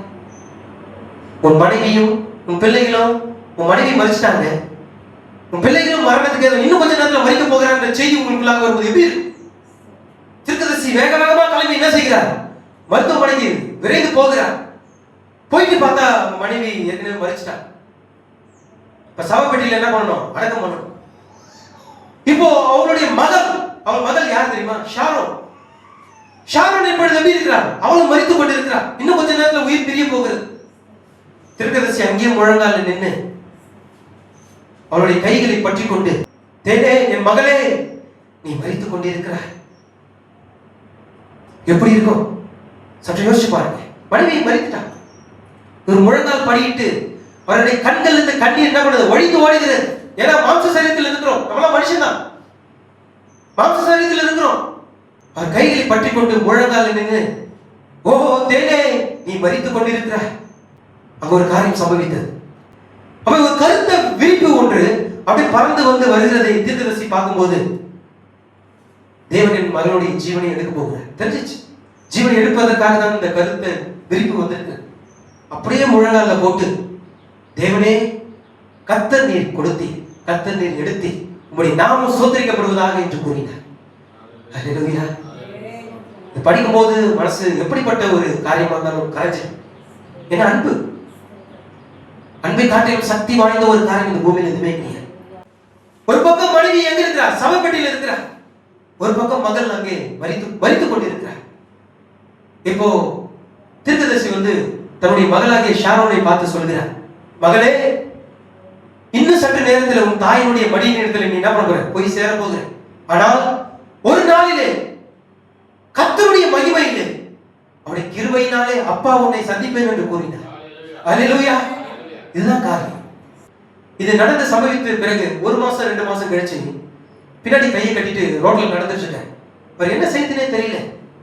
ஒரு சின்ன ஒரு ஏழ்மையான ஒரு சின்ன ஒரு வீடு, புகையெல்லாம் படிச்சு போய் அழுக்கு. அந்த வீட்டுல எந்த ஒரு வசதியும் கிடையாது. அந்த வீட்டுல ஒரு குடும்பமா இருக்கும்போது எவ்வளவு சந்தோஷமா இருக்கும். மனைவி பிள்ளைகள்லாம் இருக்கும்போது எல்லாம் குழந்தைகளா ஓடி விளையாடிட்டு சந்தோஷமா சிரிச்சுக்கிட்டு பேசும்போது எப்படி இருக்கும்? ஒரு அந்த வீட்டுல எப்படி இருக்கும்? மகிழ்ச்சியா இருக்கும். ஆனா இப்ப மனைவியும் இல்லை, மகளும் இல்லை. அந்த வீடு எப்படி இருக்கும்? வெறுமையா இருக்கும். இப்படியாக ஒரு வாழ்க்கையில எழுந்து போனவர்கள் தான் தெரியும் இது எவ்வளவு வலியும் வேதனையும் இருக்கும். இது யோசிச்சு பார்க்கும்போது எவ்வளவு கடினம் என்பது நமக்கு தெரியும். அப்படிப்பட்ட சூழ்நிலையில் தீர்க்கதரிசி என்ன செய்து கொண்டிருக்கிறார்? ஆமா, இருக்கிறார். மனைவியும் மரிச்சுட்டாங்க, பிள்ளைகளும் மரிச்சு போச்சு. இப்போ 1 வயசு பையன் எப்ப பார்த்தாலும் அம்மா வேணும் அம்மா வேணும் சொல்லி அழுதுட்டே இருக்கிறான். இன்னும் ஒரு மனசு என்ன பண்ணுது? வேதனையாக்குது. என்னால என்ன செய்ய முடியல, வீட்டுல இருக்க முடியல. அந்த 1.5 வயசு மகன் என்ன பண்ண, உள்ள வச்சு கதவை இழுத்து மூடி சாத்திட்டு வெளியே வந்துடுற. வெளியே வந்து ரோட்ல நடந்துட்டு இருக்க. எப்படி இருக்கும்? என்ன செய்யறதுன்னே தெரியல. அந்த வலியும் வேதனையும் அவர் என்ன பண்ணுது? தாக்கி கொண்டு இருக்கு. அப்போ ஒரு கிறிஸ்தவ போதகர் என்ன பண்றாரு? அந்த வழியாக வாகனத்துல வருகிறார். வந்து இவரை பார்த்துட்டு நிறுத்திட்டு, பில்லி, நான் நடந்த எல்லா செய்திகளையும் நான் கேள்விப்பட்டேன், உன் வாழ்க்கையில் நடந்த எல்லா காரியங்களையும் நான் கேள்விப்பட்டேன். ஆனா இப்ப நீங்க என்ன நினைக்கிறீங்க? இது ஒரு சோதனை. உன் வாழ்க்கையில தேவன் எல்லாத்தையும் கொடுத்துட்டு, எல்லா ஆசீர்வாதத்தையும் கொடுத்துட்டு, திடீர்னு வாழ்க்கையில எல்லாத்தையும் எடுத்துட்டு இருக்க பிறகு இப்படி வாழ்க்கை எப்படி இருக்கும்? தேவன் எனக்கு கொடுத்துட்டாரு, தேவன் எனக்கு கொடுத்தாரு, ஆனா என் மனைவியோட ஜீவன் எடுத்துட்டாரு, பிள்ளைகளோட ஜீவன் எடுத்துட்டாரு. ஏன் அப்படி செய்தா? நான் உண்மையாக நான் அவரை நேசிக்கிறேன், அவரை விசுவாசிக்கிறேன், இந்த செய்தி தான் உண்மையான சத்தியம் என்பதை நான் விசுவாசிக்கிறேன், இதுதான் உண்மையான ஞானசாரம் என்பதை நான் விசுவாசிக்கிறேன், எல்லாமே நான் அறிந்து எல்லாவற்றையும் நான் சரியா செய்து தேவன் ஏன் எனக்கு பிரியமானவர்களின் ஜீவனை எடுத்துக்கொண்டார், ஏன் எனக்கு மனிதனுடைய ஜீவனை காப்பாத்தல, இதனால நான் என்ன பண்றேன், இயேசு கிறிஸ்துவினுடைய அன்பை நான் விட்டு நான் விலகி போறேன். அப்படியா? உங்களுடைய வாழ்க்கையில் இப்படிப்பட்ட சோதனை வரும்னா நீங்க என்ன செய்வீங்க? இயேசு கிறிஸ்துவினுடைய அன்பிலிருந்து நீங்க விலகி போயிடுவீங்களா? இப்ப தீர்க்கதரிசி அங்க என்ன பண்றாரு, நடந்து போயிட்டு இருக்கும்போது இந்த கிறிஸ்தவ போதகர் வந்து, பில்லி உன் வாழ்க்கையில உன் மகனும் போய்விட்டான், உன் மனைவியும் போய்விட்டான், இப்பொழுது நீ என்ன நினைக்கிறீர்கள் என்று கேட்கும் போது தீர்க்கதரிசி என்ன கூறினார் தெரியுமா? நான் என் தேவனை முழு இருதயத்தோடு கூட, முழு பலத்தோடு கூட, முழு ஆத்மாவோடு கூட இப்பொழுதும் நான் நேசித்துக் கொண்டிருக்கிறேன். என் வாழ்க்கை வெறுமையா இருக்கலாம், ஆனா இப்பொழுது நான் அவரை நேசித்துக் கொண்டிருக்கிறேன். தேவன் ஒருவேளை என்னை நரகத்திலே தள்ளினாலும் கூட அப்படிப்பட்ட ஒரு காரியம் இருக்குமானா நான் அங்கேயும் நான் அவரை நேசிப்பேன் என்று தீர்க்கதரிசி கூறினார். சகோதரனே, எப்படிப்பட்ட ஒரு அன்பு பாத்தீங்களா? எதுவுமே தேவனுடைய அன்பில் இருந்து என்ன செய்ய முடியாது, பிரிக்க முடியாது. வாழ்க்கையில என்ன வந்தாலும் சரி, தேவனுடைய அன்பில் இருந்து எதுவுமே உங்களை பிரிக்க மாட்டாது என்று நிச்சயித்திருக்கிறேன். பரிசுத்த பவுல் இப்படியாக கூறியிருக்கிறார். தீர்க்கதரிசி வாழ்க்கையில் எப்படி இருந்தது? வெறுமை இருந்தது, ஒன்றுமில்லாதவராய் இருந்தார். மனைவி பிள்ளைகள் எல்லாம் போய் வீடு எல்லாம் வெறுமையாகி போய் வலியினாலும் வேதத்தினாலும் மன உளைச்சலினால அவர் இருந்தார். பாருங்கள், எதுவும் அவர் என்ன பண்ணல, கிறிஸ்துவின் அன்பிலிருந்து பிரிக்க முடியாது. ஏன்னா அந்த அன்பு எப்படிப்பட்டது? உண்மையான அன்பு. இதுதான் நீங்கள் விசுவாசி, இதுதான் நீங்கள் உண்மையாகவே அவரை நேசிக்கிறீர்களா இல்லையா என்பதை காண்பித்துவிடும். எப்போ? வாழ்க்கையில் ஒரு சோதனை வரும்போது, வாழ்க்கையில் ஒரு சோதனை வரும்போது நீங்கள் அவரை உண்மையாகவே நேசிக்கிறீர்களா என்பதை என்ன செய்யும், அதை நிரூபித்து காண்பிச்சிடும். என் வாழ்க்கையில் இது நடக்கலையே அப்படின்னு சொல்லி சோர்ந்து போய் இனிமேல் நான் ஜெபிக்க மாட்டேன், இனிமேல் வேற என்ன பண்ண மாட்டேன், சபைக்கு போக மாட்டேன், இப்படி நீங்க வீட்டில் உட்காந்துருந்தீங்கன்னா என்ன பண்ணல, இப்படி உட்காந்துட்டு இருந்தீங்கன்னா என்ன அர்த்தம்? நீங்க இன்னும் நீங்க தேவனை நேசிக்க கற்றுக்கொள்ளலன்னு அர்த்தம். ஆனா உங்க வாழ்க்கையில என்ன சம்பவித்தாலும், உங்களை விட்டு எல்லாமே விலகி போனாலும், சொந்த மனைவி உன்னை கைவிட்டாலும், உன் சொந்த புருஷனை உன்னை கைவிட்டாலும், அல்லது தேவன் உங்களுடைய ஜீவனை எடுத்துக்கொண்டாலும், இந்த உலகத்தில் நீங்கள் தன்னந்தனியா நிற்க வேண்டிய சூழ்நிலை ஏற்பட்டாலும், இன்னமும் நீங்கள் கிறிஸ்துவை நேசிப்பீர்கள். எதுவும் உங்களுக்கு கிறிஸ்துவின் அன்பிலிருந்து பிரிக்க முடியாது. இதுதான் உண்மையான அன்பு. இயேசு கிறிஸ்து என்ன நம்ம சொல்ற, நீங்கள் ஒருவரை ஒருவர் நேசியுங்கள். இதுதான் பிரதான கற்பனை, இதுதான் பிரதான கட்டளை. தேவன் நமக்கு என்ன செய்ய, இயேசு கிறிஸ்து பூமியில் இருக்கும்போது அதுதான் நம்ம கட்டளையாக கொடுத்தார். நீங்க என்ன செய்யணும், ஒருவருக்கு ஒருவர் என்ன பண்ணுங்க, ஆமா நேசியுங்க என்று கூறினார். இங்க நம்ம வேதத்தில் அதை நமக்கு வாசிக்க முடியும். இங்க மத்தேயு 22ஆம் அதிகாரம் இங்க 37ல இருந்து 40 வசனங்களை வாசிப்பீர்களா? இயேசு அவனை நோக்கி, உன் தேவனாகிய கர்த்தரிடத்தில் உன் முழு இருதயத்தோடும், உன் முழு ஆத்மாவோடும், உன் முழு மனதோடும் அன்பு கூறுவாயாக. தீர்க்கதரிசி இதுதான் சொன்னார். பிரதர் பில்லி, இப்போ நீங்க என்ன நினைக்கிறீங்க? இல்ல, நான் இப்பொழுதும் இயேசு கிறிஸ்துவை முழு இருதயத்தோடு கூட, முழு ஆத்மாவோடு கூட, முழு பலத்தோடு கூட நான் அவரை நேசிக்கிறேன். நீங்க உண்மையாகவே நேசிப்பீர்களா? பல முறை நான் அந்த ஆராதனையில் நான் சொல்லியிருக்கிறேன். முழு இருதயத்தோடு கூட நேசிங்க, முழு சிந்தையோடு கூட நேசிங்க. ஏன்னா அந்த அன்பை காட்டிலும் மேலான அன்பு எதுவே கிடையாது. அந்த அன்பு தான் நம்மளுடைய பாவங்களை மன்னித்தது. அந்த அன்பு தான் நம்ம என்ன செய்தது, மரணத்திலிருந்து நம்மை மீட்டுக் கொண்டது. மரித்துக் கொண்டிருந்த நம்மை மரணத்திலிருந்து தூக்கி எடுத்தது எது? அந்த அன்பு தாங்க, இந்த தெய்வீக அன்பு. இது மாறாத அன்பு. அடுத்த வசனத்தில் இதுதான் முதலாம் கற்பனை. இயேசு கிறிஸ்து சொல்றார், இதுதான் முதலாவது கற்பனை. இதற்கு ஒப்பா இருக்கிற இரண்டாவது கற்பனை என்னவென்றால், உன்னிடத்தில் நீ அன்பு கூறுகிறது போல பிறனிடத்திலும் நீ என்ன பண்ண, அன்பு கூறுவாயாக. அல்லேலூயா. இதுதான் காரியம். சரி, இப்ப நல்லது. நம்ம இப்போ பாருங்கள், இந்த அன்பு எப்படிப்பட்டது? ஒருத்தர் நேசிங்கன்னு சொல்லி இருக்கிறதுல, அப்ப அந்த அன்பு எப்படிப்பட்டதா இருக்கணும்? பரிசுத்த பவுல் அப்படியாக கூறி இருக்கிறார். இந்த அன்பு எப்படிப்பட்டதா இருக்க வேண்டும்? மாயமான அன்பா இருக்கணுமா, இல்ல மனசுல ஒண்ணு வச்சுட்டு வெளியில ஒண்ணு காட்டுற ஒரு அன்பா இருக்கணுமா, அல்லது மற்றவர்கள் பார்க்க வேண்டும் என்பதற்காக அப்படியே நடிச்சு காண்பிக்கிறதுனால உண்மையான அன்பு அதுவா இருக்குமா? இந்த அன்பு எப்படிப்பட்டதா இருக்க வேண்டும்? ஒருத்தர் நேசிங்கன்னு சொல்லி இயேசு கிறிஸ்து சொன்னார்ல, அந்த அன்பு எப்படிப்பட்டதா இருக்கணும்? அதுதான் பரிசுத்த பவுல் இங்கே 1 கொரிந்தியர் 13ஆம் அதிகாரத்தில் அவர் கூறி இருக்கிறார். அவர் என்ன கூறி இருக்கிறார் என்றால், அன்பு நீடிய சாந்தமும் தயவும் உள்ளது, அன்புக்கு பொறாமை இல்லை, அன்பு தன்னை புகழாது, இருமப்பா இராது, அயோக்கியமானதை செய்யாது, தற்பொழிவை நாடாது, சினமடையாது, தீங்கு நினையாது, அநியாயத்தில் சந்தோஷப்படாமல் சத்தியத்தில் சந்தோஷப்படும், சகலத்தையும் தாங்கும், சகலத்தையும் விசுவாசிக்கும், சகலத்தையும் நம்பும், சகலத்தையும் சகிக்கும். அன்பு ஒரு காலம் ஒழியாது. இப்படிப்பட்ட அன்பு தான் நம்ம இடத்துல காணப்பட வேண்டும் என்று இயேசு கிறிஸ்து கூறினார். இதுதான் உண்மையான அன்பு. சகலத்தையும் தாங்கும், சகலத்தையும் மன்னிக்கும், அல்லேலூயா, சகலத்தையும் சகிக்கும். அன்பு எப்படி இருக்காது? இருமப்பாயிராது, அது தன்னைத்தானே புகழாது, அது பெருமை கொள்ளாது, அது கர்வம் கொள்ளாது, அது தாழ்மையானது, எளிமையானது. இயேசு கிறிஸ்து எப்படி இருந்தார்? எளிமையாய் தாழ்மையா இருந்தார். அவர் அன்புள்ளவராய் இருந்தார். நீ பாவியை பார்த்து நீ பாவி, நான் உன்னை நியாயந்திருக்க போகிறேன் என்று சொல்லல. இயேசு கிறிஸ்து என்னதமா கூறினார்? நான் உன்னை நியாயந்திருக்கிறதுக்காக நான் அந்த பூமிக்கு வரல, பாவிகளை ரட்சிக்கும்படிக்கு நான் அந்த பூமிக்கு வந்தேன். என்ன காரணம்? இப்படி இயேசு கிறிஸ்து சொன்னதுக்கு காரணம் என்ன? அவரே அன்பாய் இருக்கிறார். ஆமென். கர்த்தர் உங்களை ஆசீர்வதிப்பாராக. இதுதான் உண்மை. எத்தனை பேர் இந்த காலங்களில் அவரை நேசிக்கிறீங்க? அல்லேலூயா. அவர் நேற்றும் இன்றும் என்றும் மாறாதவராய் இருக்கிறார். அப்ப பாருங்கள், இப்படிப்பட்ட அன்பு தான் நம்ம இடத்துல காணப்படுது. திருக்கதர்சி செய்தியில வந்து 6000 பேர் உள்ள உட்கார்ந்திருக்காங்க. உள்ள இடம் இல்லாம வெளியில எத்தனை பேர் நிக்கிறாங்க தெரியல. வெளியில பயங்கரமான மழை பெஞ்சிட்டு இருக்கு. அதே பொறுப்படுத்தாம ஜனங்க என்ன பண்றாங்க?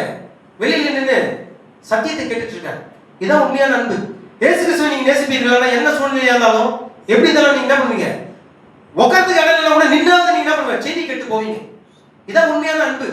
இப்ப பாருங்கள், அந்த கதவின் வழியாக என்ன செய்யலாம்? திடகாத்திரமான ஒரு 6 அடி உயரமுள்ள ஒரு மனிதன் திருக்கதர்சி அடிக்கிறதுக்காக உள்ளவதான். திருக்கதர்சி வந்து பிரசங்கம் பண்ணிட்டு இருக்காரு. மேடையில வந்து போதகர்கள் எல்லாம் உட்கார்ந்திருக்காங்க. இந்த திடகாத்திர மனிதன் என்ன பண்றான்? அவர் அடிக்கிறதுக்காக அவர் மூர்க்கத்தோடு கூட வேக வேகமா வருகிறார். இதை வந்து மேல இருக்கிற பாஸ்டர்லாம் பார்த்துட்டாங்க, கவனிச்சுட்டாங்க. பாஸ்டர்லாம் தெரிஞ்சு போச்சு ஏதோ ஒரு காரியம் நடக்க போகுதுன்னு சொல்லிட்டு இவங்க என்ன பண்ண, இருக்கையில இருந்து எழுந்து போய் அந்த மனிதனை தடுக்கும்படியாக போறாங்க. அந்த மனிதன் என்ன பண்ண, ஜிப்ரா அடிக்கிறதுக்கு எல்லாரையும் எப்படியாவது தள்ளி விட்டு அந்த அடின்னு சொல்லி வருகிறான். சத்தம் போட்டு கத்துக்கிறான். இவன் ஒரு பைத்தியக்காரன். யாரு? திருக்கதர்சியை பார்த்து சொல்றான் அந்த மனிதன், இவன் ஒரு பைத்தியக்காரன், உண்மையாக கிறிஸ்துவின் ஆவியை பெற்றவன் என்று கூறி மாயமலக்காரனா இருக்கிறான். இவன் ஒரு பைத்தியக்காரன். இன்னைக்கு என்ன பண்ண போறேன்? இவன் உடம்புல இருக்கிற எல்லா எலும்பையும் நான் நொறுக்க போகிறேன்னு சொல்லி கையை மூடிக்கிட்டு சத்தம் போட்டு கத்திக்கிட்டு என்ன பண்ண வரான். அங்க போதகர்கள் என்ன பண்றாரு? போய் தடுக்கிறார். உடனே ஒரு ட்ரெஸ்ஸிங் ரூம்ல என்ன பண்ண, 2 போலீஸ்காரங்க என்ன பண்ண பாதுகாப்பாக நின்றுட்டு இருந்தாங்க. இந்த மீட்டிங்ல என்ன பண்ண, போலீஸ்காரங்க வேக வேகமா வந்து என்ன பண்ணாங்க, அந்த மனிதனை தடுக்கும்படியாக வராங்க. திருக்கதர்சி என்ன சொன்னாரு? இந்த காவல்காரர்கள் இந்த போலீஸ்காரங்களை பார்த்து, நீங்க அவரை விட்டுங்க, அவர் எதுவுமே செய்யாதீங்கன்னு. ஆனா இதுக்கு ஒரு பயம் வந்துருச்சு. ஆனா திடகாத்திரமா இருக்கிறாங்க, நம்ம பார்க்கறதுக்கு ஏதோ ஒரு பூச்சி மாதிரி இருக்கிறோம். திடகாத்திரமா இருக்க ஒரு அடி அடிச்சாலும் நம்ம என்ன ஆகுது? ஆனா பாருங்கள், ஆனா திருக்கதர்சி என்ன சொன்னார்? போலீஸ்காரனை பார்த்து, நீ என்ன பண்ணாத, அவன் ஒண்ணு பண்ணாத, நீ விட்டுருங்கன்ட்டு. அவன் விட்டு என்ன பண்ண, வேகமா உடையாற போது அப்ப இருதயத்துல என்ன பண்ண, தேவனிடத்துல கெஞ்சுறார். தேவனே, இங்க ஒரு மனிதன் என்னை அடிக்கும்படியாக வருகிறான், ஆனால் நான் அவனை நேசிக்கிறேன். அப்படியே கூறிக்கொண்டிருக்கும் போது அந்த மனிதன் வேகமா வந்து, நீ ஒரு பைத்தியக்காரன், இன்னைக்கு உடம்புல இருக்கிற எல்லா எலும்பும் என்ன பண்ண அடிச்சு நொறுக்க போகிறேன்னு சொல்லி என்ன பண்றான்? வேகமா உடையாறான். திருக்கதர்சி என்ன சொன்னாரு? நான் உண்மையாகவே தேவனுடைய ஆவியை பெற்றிருப்பானால் நீ என் காலில் வந்து விழுந்துருவேன்னு சொன்னார். நீ என்ன பைத்தியக்காரன் சொல்றியே, உண்மையாகவே தேவனுடைய ஆவி எனக்குள்ள இருப்பாரானால் நீ என் காலில் வந்து விழுவேன். இதை கேட்ட அவனுக்கு இன்னும் கோபம் அதிகமாச்சு. எவ்வளவு தைரியம் தான், நான் உன் காலில் வந்து விழுணுமா? இன்னைக்கு யாரு யார் காலில் வந்து விழுறாங்க நீ பாரு. நீ உடம்புல இருக்கிற எல்லா எலும்பு நான் உனக்கு உடைக்கல பாருன்னு சொல்லி என்ன பண்ணா, வேக வேகமா வந்து அவன் கையை அடித்து ஓங்குறான். ஓங்கும் பொழுது திருக்கதர்சி என்ன சொன்னார்? சாத்தானே, அந்த மனிதனை விட்டு நீ வெளியே போ என்று கூறினார். அந்த மனிதன் தொப்புன்னு கீழே விட்டான். பாத்தீங்களா? அன்பு காரணம். தேவனுடைய ஆவி, தேவனுடைய ஆவி உங்களுக்குள்ளாக இருக்குமானால் எதுவுமே செய்ய முடியாது, எதுவுமே உங்களை தடுத்து நிறுத்த முடியாது. எப்பேற்பட்ட ஆபத்துகளும் விபத்துகளும் நேரிட வந்தாலும் ஒண்ணுமே செய்ய முடியாது. அவர் திருக்கதர்சி சொன்னது அதுதான், இருதயத்தில் நான் அவரை நேசிக்கிறேன். பாவம் அந்த மனிதன், அவனுக்கு இன்னொரு குடும்பம் இருக்கும், மனைவி பிள்ளைகள்லாம் இருப்பாங்க. ஆனா பாவம் அந்த மனிதன், நான் அவனை நேசிக்கிறேன். அவன் என்ன வேணாலும் கூறட்டும், நான் அவனை இப்பொழுதும் நான் அவனை நேசிக்கிறேன். இதுதாங்க உண்மையான அன்பு. உனக்கு அவன் எதிரியா இருக்கலாம், ஒரு சத்துருவா இருக்கலாம், உனக்கு அவன் தீங்கு செஞ்சிருக்கலாம், ஆனா அவனை மன்னிக்க கூடியது ஒண்ணு இருக்குது பாருங்க, அதுதான் உண்மையான அன்பு. உண்மையான அன்பு உங்களுக்குள்ளாக இருக்குமானா அது என்ன செய்யும்? திரளான பாவங்களை மூடும் என்று வேதம் கூறுது. இந்த அன்பு தான். அவன் யார வேணா இருக்கட்டும், உனக்கு தீங்கி அவன் செய்யட்டும், ஆனா அன்பு உங்களுக்குள்ளாக, உண்மையான உள்ளவர்களாக இருக்கும்போது எல்லாமே மாறிடும். அதுதான் தீர்க்கதரிசி கூறினார், சாத்தானே அந்த மனிதனிலிருந்து நீ வெளியே போ என்று கூறினார். உடனே தீர்க்கதரிசியுடைய காலில் வந்து விழுந்தான். ஆனால் எழுந்து நிற்க முடியல. எழுந்துக்கிறான், திரும்ப விழுந்தான், திரும்ப எழுந்து. இது போல 3 முறை தீர்க்கதரிசி காலில் வந்து விழுந்தான். பிறகு கடைசியா 3வது முறை விழுந்ததுக்கு அப்புறம் அவனால எழுந்துக்க முடியல. அப்போ அங்க இருந்து போலீஸ்காரங்க வந்து என்ன பண்ணாங்க, தூக்கி போயிட்டாங்க. இது காரணம் என்ன? அன்புதான் காரணம். நான் தேவனுடைய ஆவியை உண்மையாக பெற்றிருந்தால் நீங்க எந்த தீங்கும் செய்ய முடியாது. ஏன்னா அதுதான் உண்மையான அன்பு. தேவன் சபைக்கு கொடுத்த ஒரு காதல் கடிதம் என்ன தெரியுமா? அதான் பசுத்த ஆவியானவர். இயேசு கிறிஸ்து பூமியிலிருந்து போகும்போது அவர் என்ன செய்தார்? சபைக்கு தம்முடைய அன்பை வெளிப்படுத்தினார். எப்படி வெளிப்படுத்தினார்? பசுத்த ஆவியாக வெளிப்படுத்தினார். அவர் வரும்பொழுது என்ன செய்கிறார்? நம்மை பாவத்தை குறித்தும் நீதியை குறித்தும் நியாய தீர்ப்பை குறித்தும் அவர் கண்டித்து உணர்த்துகிறார். ஏன் இப்படி அவர் செய்கிறார்? ஏன் உங்களை கண்டிக்கிறார்? அவர் அன்பாக இருக்கிறார். நீங்கள் எல்லாம் அவருடைய வழிக்கு வர வேண்டும் என்று விரும்புகிறார். அவருக்கு பிரியமில்லாத காரியம் ஏதோ ஒன்று உங்களுடைய வாழ்க்கையில் இருக்கிற, அதனால தான் உங்களை கண்டிக்கிறார். உங்களுக்கு ஏதோ ஒரு தவறு இருக்கிற, அதை கண்டிப்பதற்காக தான் உங்களை என்ன பண்ணுகிறார்? சோதனைகளையும் வாழ்க்கையில சிச்சைகளையும் பரீட்சைகளும் உங்கள் வாழ்க்கையில் வருகிறது. ஏன்னா அவர் உங்களை இன்னமும் நேசிக்கிறார். இந்த விபச்சார ஸ்திரீ கையங்காலமா பிடிக்கப்பட்டவள், இந்த விபச்சார ஸ்திரீ இயேசு கிறிஸ்து அங்க இருக்கிற இயேசு கிறிஸ்து என்ன சொல்றாரு பாப்போம்னு சொல்லி என்ன பண்றாங்க? கையங்காலமா பிடிக்கப்பட்ட அந்த ஸ்திரீயை பிடிச்சிட்டு வந்து அந்த விபச்சார ஸ்திரீயை தூக்கிட்டு வந்து இயேசு கிறிஸ்து முன்னாடி நிறுத்துறாங்க. ஆண்டவரே, இந்த ஸ்திரீ விபச்சாரத்தில் கையங்காலமாய் பிடிக்கப்பட்டவள். இவளுக்கு வேதத்தின்படி அதாவது நியாய பிரமாணத்தின்படி இவங்க என்ன பண்ணணும்? தண்டனை கொடுக்கணும். நீங்கள் என்ன சொல்கிறீர்கள் என்று கேட்கும்போது இயேசு கிறிஸ்து என்ன கூறினார்? உங்களிடத்திலே பாவம் இல்லாதவன் எவனோ அவன் முதலாவது இந்த ஸ்திரீ மேல் கல்லெறியட்டும்னு சொல்லி சொன்னார். ஒருவன் அங்க அடிக்கல, எல்லாம் போயிட்டாங்க. ஸ்திரீ மட்டும் தனியா நின்றுட்டு இருக்கார். இவர் தரையில குனிஞ்சு எழுதிட்டு இருந்தார். இவர் தலை நிமிர்ந்து பார்த்து, ஸ்திரீயே எல்லாம் போயிட்டாங்களா? எல்லாம் போயிட்டாங்க. நீ பாவம் செய்தால் அண்ணலை நீ நரகத்துக்கு போவ என்று இயேசு கிறிஸ்து கூறினாரா? ஸ்திரீயே நீ போ, இனி பாவம் செய்யாதே என்று கூறினார். காரணம் என்ன? அன்பு. அன்புதான் என்ன செய்யும்? மன்னிக்கும். அன்புதான் எப்படிப்பட்ட பாவங்களானாலும் அது மன்னிக்கும். நீ பெரிய ஒரு கொலையை செஞ்சு வந்து நீ கொலைகாரனா இருந்து நீ மரணத்துக்கு ஏதுவான நியாயத்திற்கு உனக்கு வர வேண்டி இருந்தாலும், தண்டனைக்கு ஏதுவான ஒரு காரியம் உங்கள் இடத்துல இருந்தாலும், அன்பு ஒரு இடத்துல வரும்போது எல்லாரும் நீங்க மன்னிப்பீங்க. இயேசு கிறிஸ்து அதான் செய்தார். உங்களை அவர் நியாயம் இருக்கல, இப்பொழுதும் அவர்களை நேசிக்கிறார். நீ எப்பேற்பட்ட பாவியா இருந்தாலும் பரவாயில்ல, உன்னுடைய பாவமானது எவ்வளவு கொடிதாக இருந்தாலும் பரவாயில்ல, உன் பாவம் எவ்வளவு இருதலாக இருந்தாலும் பரவாயில்ல, இப்பொழுது அந்த அன்பு உங்களை என்ன பண்ணுது? நேசிக்கிறது. நீங்கள் அவரை விட்டு பின்வாங்கி போனாலும் பரவாயில்ல, அந்த அன்பு போகல. அந்த அன்பு இங்கதான் இருக்குது. நீங்க தான் அந்த அன்பை விட்டு என்ன பண்ணீங்க? தூரமா போயிட்டீங்க. அந்த அன்பு போகல. அந்த அன்பு இன்னமும் இப்பொழுதும் இங்கதான் இருக்குது. அதே போல இன்னொன்னு காரியம் என்னென்றால், சீமோன் வீட்டுல என்ன பண்ணார்? இயேசு கிறிஸ்து போய் உட்கார்ந்து இருக்கும் போது ஒரு பாவியான ஸ்திரீ வந்து என்ன செய்தார்? அவருடைய இயேசு கிறிஸ்துடைய பாதங்களை பற்றி கொண்டு ஓயாமல் முத்தம் செய்து தன்னுடைய கண்ணீரினாலே நினைத்து முடியினாலே துடைத்து என்ன செய்தார்? ஆண்டவரே, நீர் என்னை மன்னிப்பீரா? நான் பாவி, என்னை நீ கர்த்தர் நீர் மன்னிப்பீரா? ஒருவேளை இயேசு கிறிஸ்து மனிதனாக இப்பொழுது இங்க இருப்பாரானால் நானும் அப்படித்தான் செய்வேன். நான் அவரை நேசிக்கிறேன். அவர் இப்பொழுது இங்க இருப்பாரானால் அவர் காலங்களை நான் விடாமல் பற்றி கொண்டு என் கண்ணீரினாலே அவர் பாதங்களை நினைத்து ஓயாமல் முத்தம் செய்து கொண்டிருப்பேன். ஒருவேளை என் ஜீவன் அவர் பாத தண்டையிலே போனாலும் பரவாயில்ல, என் ஜீவன் போகிற வரையிலும் அந்த பாதத்தை நான் பற்றி கொண்டு ஓயாமல் முத்தம் செய்து என் கண்ணீரினாலே அவரை நான் நினைப்பேன். ஏனென்றால் நான் பாவி, நான் தவறு உள்ளவன், நான் குற்றம் உள்ளவன். நியாய தீர்ப்பு எனக்குரியது, தண்டனை எனக்குரியது, ஆக்கினை எனக்குரியது. அவர் பாவி அல்ல, நான் தான் பாவி. எவனிடத்துல தவறு இருக்கிறது, ஆனா அவர் தவறு செய்யல. என் பாவங்களை மன்னிக்கக்கூடிய ஒருவர் இருப்பாரானால் அவர் தான் இயேசு கிறிஸ்து. அல்லேலூயா. இந்த பூமியில என் பாவங்களை மன்னிக்கக்கூடிய ஒருவர் இருப்பாரானால் அவர் தான் இயேசு கிறிஸ்து. அதை அந்த பாவியான ஸ்திரீ அதை அறிந்திருந்தார். ஆண்டவரே, என் பாவங்களை நீர் மன்னிப்பீரா? நான் பாவி. இயேசு கிறிஸ்து என்ன கூறினார்? மகளே, உன் பாவங்கள் உனக்கு மன்னிக்கப்பட்டது, நீ போய் நீ பாவம் செய்யாதே. காரணம் என்ன? இயேசு கிறிஸ்து அவர்களுக்காக காணப்பட்டார். பாவத்தை பார்க்கல. அந்த ஸ்திரீ என்ன பாவம் செய்தாள் என்பதை இயேசு கிறிஸ்து பார்க்கல. ஆனால் அவள் அங்கே அன்பு கூர்ந்தது நிமித்தமாக அவருடைய அன்பை கண்டு அவர் என்ன செய்தார்? நீ போ, உன் பாவங்கள் உனக்கு மன்னிக்கப்பட்டது, இனி நீ என்ன பண்ணது? பாவம் செய்யாது. ஏன்னா அவர் அன்பா இருக்கிறார். சகோதர சகோதரிகளே, தான் பாவி. அவர் பாவி அல்ல. ஆனா அவர் என்ன செய்தார்? அவர் பாவியானார். உங்களுக்காக அவர் பாவியானார். உங்களுடைய பாவங்கள் எல்லாவற்றையும் அவர் மேல் என்ன பண்ணார்? அவர் எடுத்துக்கொண்டார். அவர்களுடைய பாவத்தை சுமந்தார். நீ போய் நீ பாவம் செய்யாதே என்று கூறினார். காரணம் என்ன? அவன் மேல் இருந்த பாவத்தை இவர் எடுத்துக்கொண்டார். மகளே, உன் பாவத்தை நான் எடுத்துக்கொண்டேன். நீ பாவி அல்ல. அதனால நீ என்ன செய்யாத? பாவம் செய்யாத. சகோதர சகோதரிகளே, இங்க இருக்கிற நீங்கள் யாருமே பாவி கிடையாது. இனி நீங்கள் பாவி அல்ல. உங்களுக்கான ஸ்தானத்தை அவர் எடுத்துக்கொண்டார். அவர் பாவியானார். நீங்கள் தான் என்ன பண்ணணும்? பாவத்துக்கு ஏற்ற கூலியை நீங்க தான் பெறணும். பாவத்துக்கு ஏற்ற தண்டனை நீங்க தான் பெறணும். ஆனா தண்டனை யார் மேல் வந்தது? அவர் மேல் வந்தது. ஆக்கினை தீர்ப்பு யாருக்கு? உங்களுக்கு தான். ஆனா என்ன நடந்தது? உங்கள் மேல் வர வேண்டிய ஆக்கினை தீர்ப்பு அவர் மேல் வந்தது. நீங்க என்ன பண்ணணும்? அவருடைய வார்த்தையின்படி நியாயம் தீர்க்கப்பட்டு கொல்லப்பட வேண்டும், தண்டிக்கப்பட வேண்டும். ஆனா அந்த தண்டனை யார் மேல் வந்தது? அவர் மேல் வந்தது. அடிக்கப்பட வேண்டியவர்கள் யாரு? நீங்க தான். ஆனா அந்த அடிக்கப்பட்டது யார் அடிக்கப்பட்டார்? அவர் தான் அடிக்கப்பட்டார். யாருக்காக? உங்களுக்காக.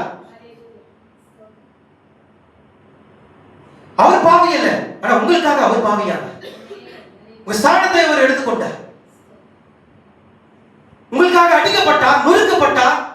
உங்கள் மேல் வர வேண்டிய ஆக்கினை தீர்ப்பு அவர் மேல் வந்தது. அவர் நியாயம் தீர்க்கப்பட்டார்.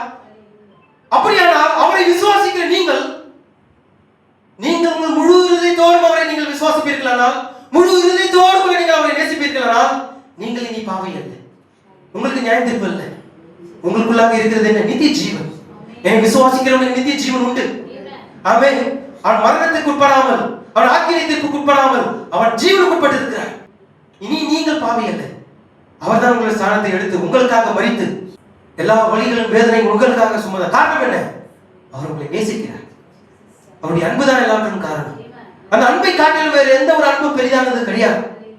இப்ப பாருங்கள், ஒரு கணவன் மனைவி எப்படியாக நேசிக்கிறார்களோ அது போலதான் கணவன் மனைவி ஒருத்தர் நேசிக்கும் போது என்ன பண்றாங்க? ஒருத்தர் புரிஞ்சுக்கிறாங்க. சில காரியங்கள் அவங்க மத்தியில காணப்பட்டா என்ன பண்றாங்க? சரி செய்து திரும்ப ஒன்னா சேர்ந்துடுறாங்க. அவங்க ஒற்றுமையா இருக்கிறாங்க. ஏன்னா ஒருத்தர் நேசிக்கிறாங்க. ஆனா உண்மையான அன்பு அங்க இல்லைன்னா எப்படி இருக்கும்? ரெண்டு பேரும் ஒன்னா இருக்க மாட்டாங்க, பிரிஞ்சிருவாங்க. ஆனா உண்மையான அன்பு அங்க இருக்கும்போது என்ன செய்யுது? ஒருத்தர் புரிஞ்சுக்கிறாங்க, ஒருத்தர் அட்ஜஸ்ட் பண்ணிட்டு போறாங்க. அவங்களுக்குள்ளே நம்பிக்கை எப்படி இருக்கிறது? வலுவா இருக்கிறது. அவங்க ரெண்டு பேரும் யாருமே என்ன பண்ண முடியாது? பிரிக்க முடியாது. ஏன்? ஒருத்தர் மேல ஒருத்தர் வச்சிருக்கிற அன்பு ஆழமானது. அதே போலதான் இயேசு கிறிஸ்துவும் அவருடைய சபை. எதுவுமே அவர் பிரிக்க முடியாது. அவருடைய மனவாட்டியாகிய நீங்கள் உண்மையாகவே அவரை நேசிப்பீர்களா? உங்களுடைய அன்பிலிருந்து அவரை பிரிக்க முடியாது. அவர் ஏற்கனவே உங்களை நேசிக்கிறார். அதான் வேதம் கூறுகிறது. நீங்கள் அவரை நேசிக்கவில்லை, அவர் முந்தி உங்களை நேசித்தார். அல்லேலூயா. வேதம் அப்படியாக கூறுகிறது.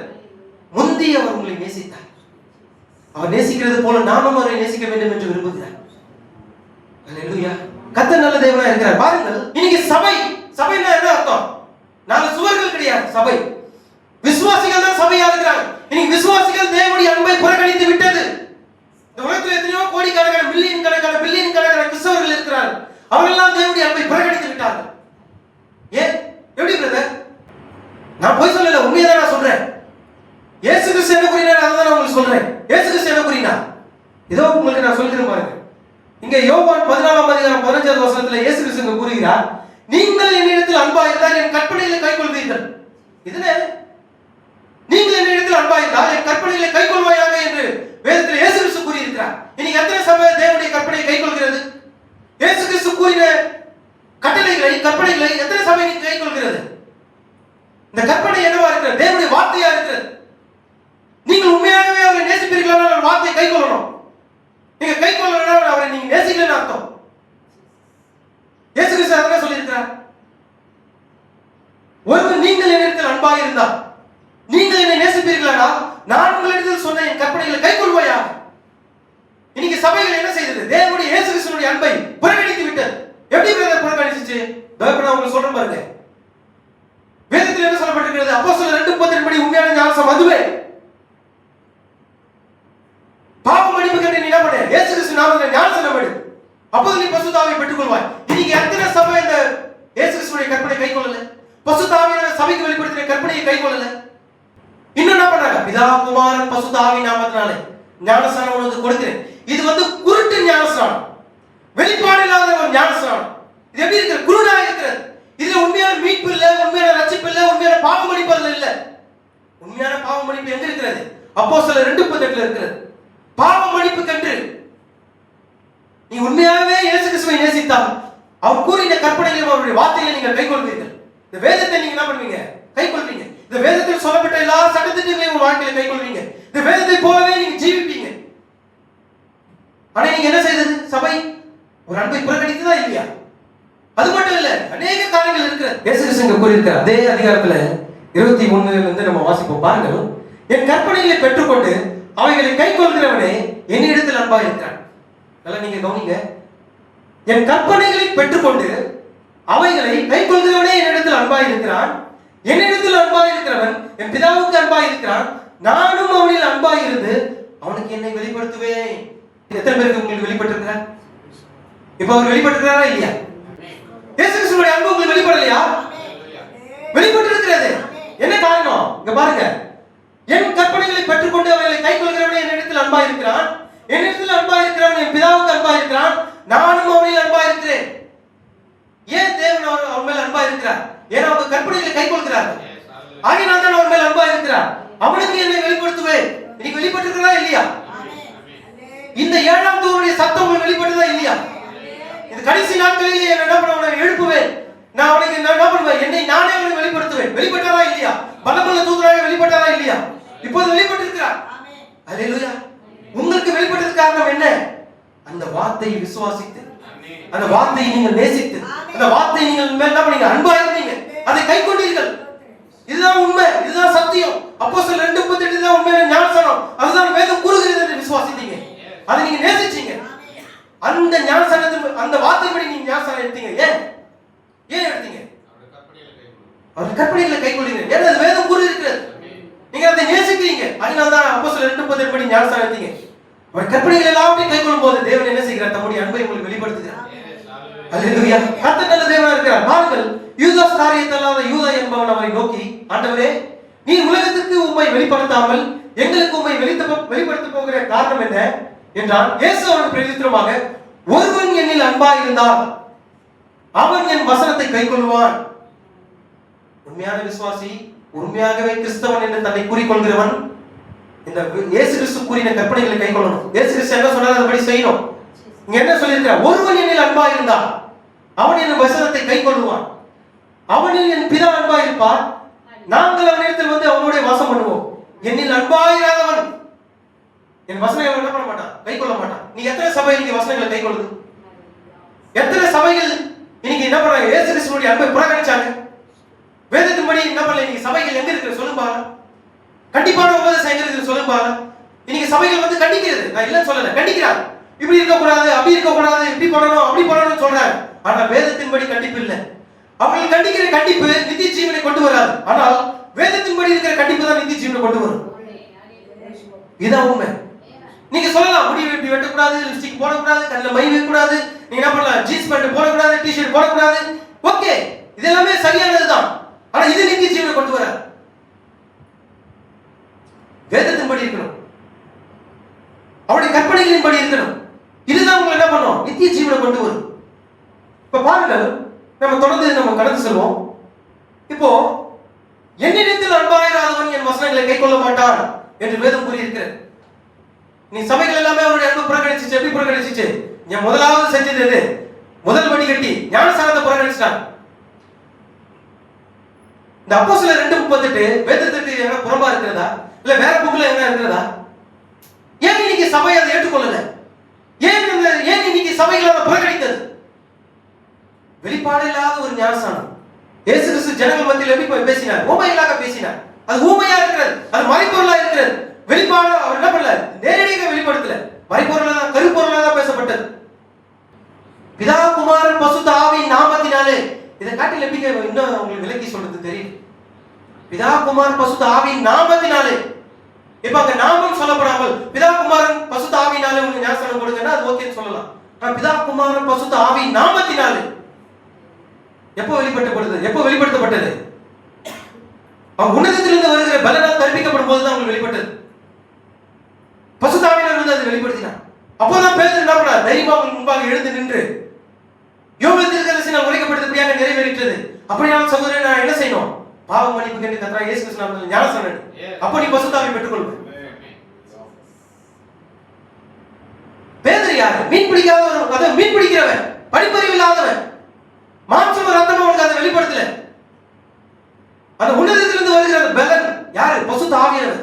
அவர் பேதுருக்குள்ளாக வந்து அதை வெளிப்படுத்தினார். மாம்சம் ரத்தமும் அதை வெளிப்படுத்தல, அவனுக்குள்ளாக இருந்த பரிசுத்த ஆவியானவர் தான் வெளிப்படுத்தினார். இதான் உண்மையான ஞானஸ்நானம். உண்மையான ஞானஸ்நானத்தை என்ன செய்தது? சபை புறக்கணிச்சது. புறக்கணிச்சதா இல்லையா? எல்லாமே நீ பிதா குமாரன் பரிசுத்த ஆவியானவர்களை ஞானஸ்நானம் கொடுத்துருக்க. வெளிப்பாடு இல்லாத ஒரு ஞானஸ்நானம், குருட்டுத்தனமான ஒரு ஞானஸ்நானம்.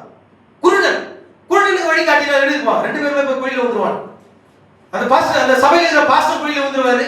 அங்க இருக்கிற மொத்த கூட்டமா 3000 பேர் போனாலும் 3000 பேர் அந்த குழியில விழுந்துரும். எந்த குழியில? பாதாளத்தின் குழியில. அப்படிப்பட்டவங்க யாராவது இருப்பார்களானால், யாராவது இந்த செய்தி மூலமாக அவருடைய கண்கள் திறக்கப்படுமானால் இப்பொழுது உள்ள வந்துருங்க. ஏன்னா கதவானது அடைக்கப்பட போகிறது. 2வது எதை கைவிட்டாங்க? ராபோஜனம்.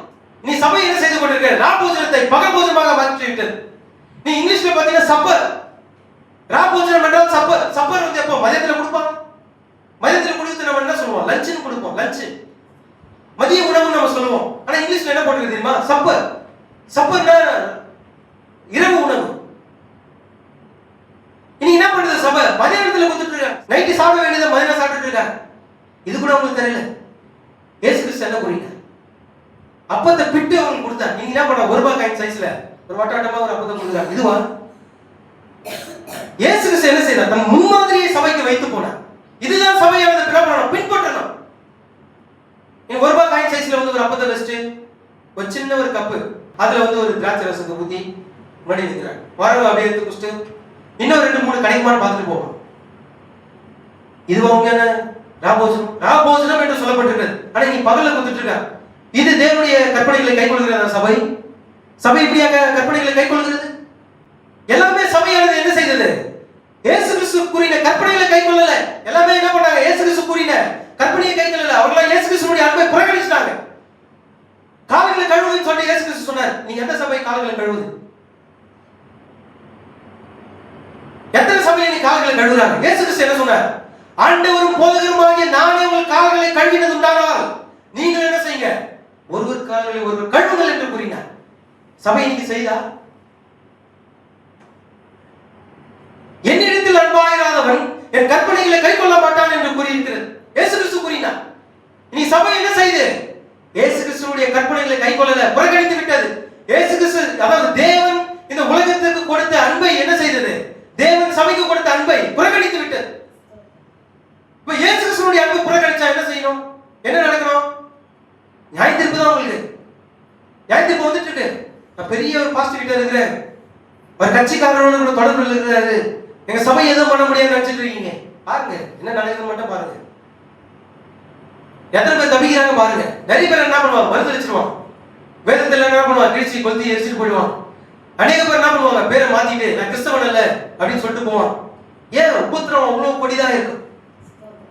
உபத்திரவம் அவ்வளவு கொடிதான் இருக்கும். எங்க பார்த்தாலும் மரண ஓலம். எல்லா தெருக்களிலும் எப்படி இருக்கும்? மரண சத்தம். சபைகள் எல்லாம் இடிக்கப்பட்டு போய் எல்லாம் புகைக்கடா இருக்கும். அப்ப வந்து கைவிடப்பட்டு போய், சகோதரனே நீ இப்படி சொன்னீரே, நான் அதை ஏற்றுக்கொள்ளாம போனேன்னு சொல்லி கதறி அழுதா கூட, உபவாசம் இருந்தா கூட போரசனம் இல்லை, எந்த பலனும் இல்லை. ஏன்னா பசுத்தாவி இந்த பூமியில இருக்க மாட்டார். பசுத்தாவியும் அவருடைய மனவாட்டியும் எப்பொழுது எங்க இருப்பாங்க? அப்படி மகிமையில் இருப்பாங்க. அல்லேலூயா. கைவிடப்பட்டவர்களுக்கு தான் அந்த ஆக்கினை தீர்ப்பு. அதனால சகோதர சகோதரியை நமக்கு இல்லை. நம்ம எல்லாம் அவரோடு கூட பறந்து செல்வோம். கண்ணிமை பொழுதுல நம்ம எல்லாம் என்ன பண்ணுவோம்? மறுரூபமாகி அவரோடு கூட பறந்து செல்வோம். ஆனா கைவிடப்பட்டவர்கள் தான் அந்த காரியங்கள். அதாவது இயேசு கிறிஸ்துவுடைய அன்பை புறக்கணித்தவர்கள் தான் இப்படிப்பட்ட காரியம். ஏன்னா அவங்க என்ன செய்யல? இயேசு கிறிஸ்துவுடைய அன்பு, அதாவது இயேசு கிறிஸ்து கூறின கற்பனைகளை கைக்கொள்ளல். இது மூலமாக தான் என்ன செய்தது? சபையானது ஆமா தேவனுடைய அன்பை புறக்கணித்து விட்டது என்று நாம் பார்க்கிறோம். இப்ப பாருங்கள், இங்க யோவான்ல 2ஆம் அதிகாரம் 1 யோவான் 2 4 இருந்து 6 வசனங்களை வாசிங்கன்னா இங்க என்ன சொல்லப்பட்டிருக்குன்னா, அவரை அறிந்திருக்கிறேன் என்று சொல்லி இன்னைக்கு என்ன பண்றாங்க எல்லா சபையும்? நான் இயேசு கிறிஸ்துவை பின்பற்றுறேன், நான் கிறிஸ்தவன் நம்ம மாற தட்டிட்டு பேசுவான், நான் கிறிஸ்தவன். உன்னா தெரியும், நான் இத்தனை வருஷமா நான் சபைக்கு போறேன், 25 வருஷமா நான் சபைக்கு போறேன், நான் கிறிஸ்தவன் என்று சொல்வார்கள். ஆனா நீங்க கிறிஸ்தவனா என்று சொல்வீர்கள். ஆனால் நீங்க பாருங்க என்ன சொல்லியிருக்கிறது யோவான் இங்கே, அவரை அறிந்திருக்கிறேன் என்று சொல்லியும் அவருடைய கற்பனைகளை கைக்கொள்ளாதவன் பொய்யனா இருக்கிறான். புரியுதா? இங்க வெட்ட வெளிச்சம் போட்டு காட்டுகிறது. இனி உண்மையாகவே சபையானது இயேசு கிறிஸ்துவை நேசிக்கிறதா இல்லையா என்பதை இந்த வசனமானது எப்படி செய்கிறது? வெட்ட வெளிச்சம் போட்டு காண்பிக்கிறது. நீங்கள் அவரை அறிந்திருக்கிறேன் என்று சொல்றீங்க, ஆனா அவருடைய கற்பனைகளை கைக்கொள்ளாதவன் பொய்யனாய் இருக்கிறான், அவனுக்குள் சத்தியம் இல்லை. அதனாலதான் சபையை நீங்க என்ன செய்யுது? ஊர்க்கதை, ஆமா கிழவிகள் பேச்சு, ஊர்க்கதை, இதெல்லாம் என்ன பேசிட்டு இருக்க காரணம் என்ன? அவனிடத்துல சத்தியம் இல்லை. அவன் தேவனுடைய கற்பனைகளை அவன் கை கொள்ளல. அடுத்த வசனத்தை வாசினா, அவருடைய வசனத்தை கை கொள்கிறவன் இடத்தில் தேவனுடைய அன்பு மெய்யாக பூரணப்பட்டிருக்கும், நாம் அவருக்குள் இருக்கிறோம் என்பதை அதனாலே அறிந்திருக்கிறோம். அவருக்குள் நிலைத்திருக்கிறேன் என்று சொல்லுகிறவன் அவன் நடந்தபடியே தானும் நடக்கணும். இதுதான் வசனம் நல்ல தெளிவா சொல்லப்பட்டிருக்கிறது பாருங்க. காதலவன் கேட்க கடவன். விசுவாசிகளே கவனிக்கிறீங்களா? எத்தனை பேர் கூட இருக்கீங்க? கர்த்தர் நல்ல தேவனா இருக்கிறார். பாருங்கள், அவருடைய வசனத்தை கை கொள்கிறவரிடத்தில் தேவனுடைய அன்பு மெய்யாக பூரணப்பட்டிருக்கிறோம். இப்போ உங்கள் மத்தியில தேவனுடைய அன்பு பூரணப்பட்டிருக்கிறதா இல்லையா? அல்லேலூயா. ஏன்னா நீங்க என்ன செய்றீங்க? அவருடைய கற்பனைகளை கை கொள்றீங்க. அப்போஸ்தலர் 2:32 வேதத்தின்படி ஞானஸ்நானம் எடுத்தீங்க, வேதத்தின்படி ராபோஜனத்துல வரீங்க, வேதத்தின்படி ஒருவருக்காக ஒருவர் கல்வி என்ன பண்ணீங்க? தாழ்மையை வெளிப்படுத்துறீங்க. எல்லாமே வேதத்தின்படி தான் இருக்கிறது. அப்ப வேதத்தின்படி செய்கிறவனுக்கு, அவருடைய வார்த்தையை கை கொள்கிறவனுக்கு மெய்யான அன்பு பூரணப்பட்டிருக்கும் என்று இயேசு கிறிஸ்து கூறுகிறார். வேதம் கூறப்பட்டிருக்கிறது. நாம் அவருக்குள் இருக்கிறோம் என்பதை இப்ப புரியுதா? நீங்கள் அவருக்குள்ளாக இருக்கிறீங்களா இல்லையா? எத்தனை பேர் அதை உணர்றீங்க? அதுதான் நீங்க வேதத்தில் 1 யோவான்ல சொல்லப்பட்டிருக்கிறது. நீங்கள் அதனாலே, எதினாலே? அவருடைய கற்பனைகளை கை கொள்வதினாலே அவருக்குள் இருக்கிறோம் என்பதை நினைவில் அதனாலே அறிந்திருக்கிறீர்கள். தேவனுடைய அன்பு உங்களுக்குள்ளாக பூரணப்பட்டிருக்கிறது. எதனால அறிவீர்கள்? அதனால அறிவீர்கள். எதனால? கற்பனைகளை கை கொள்வதனால. நீங்கள் அவருடைய கற்பனை கை கொள்கிறீங்க. தேவனுக்கு தேவை ஒண்ணு தெரியுமா? ஒரே ஒரு மனவாட்டி தான். அந்த மனவாட்டி எப்படிப்பட்டவளா இருக்க வேண்டும்? அப்படி வார்த்தையின்படி இருக்க வேண்டும். கற்பனைகளின் உபதேசங்களை கை கொள்கிறவர்களா இருக்க வேண்டிய ஒரு சபை தான் உங்களுக்கு தேவை.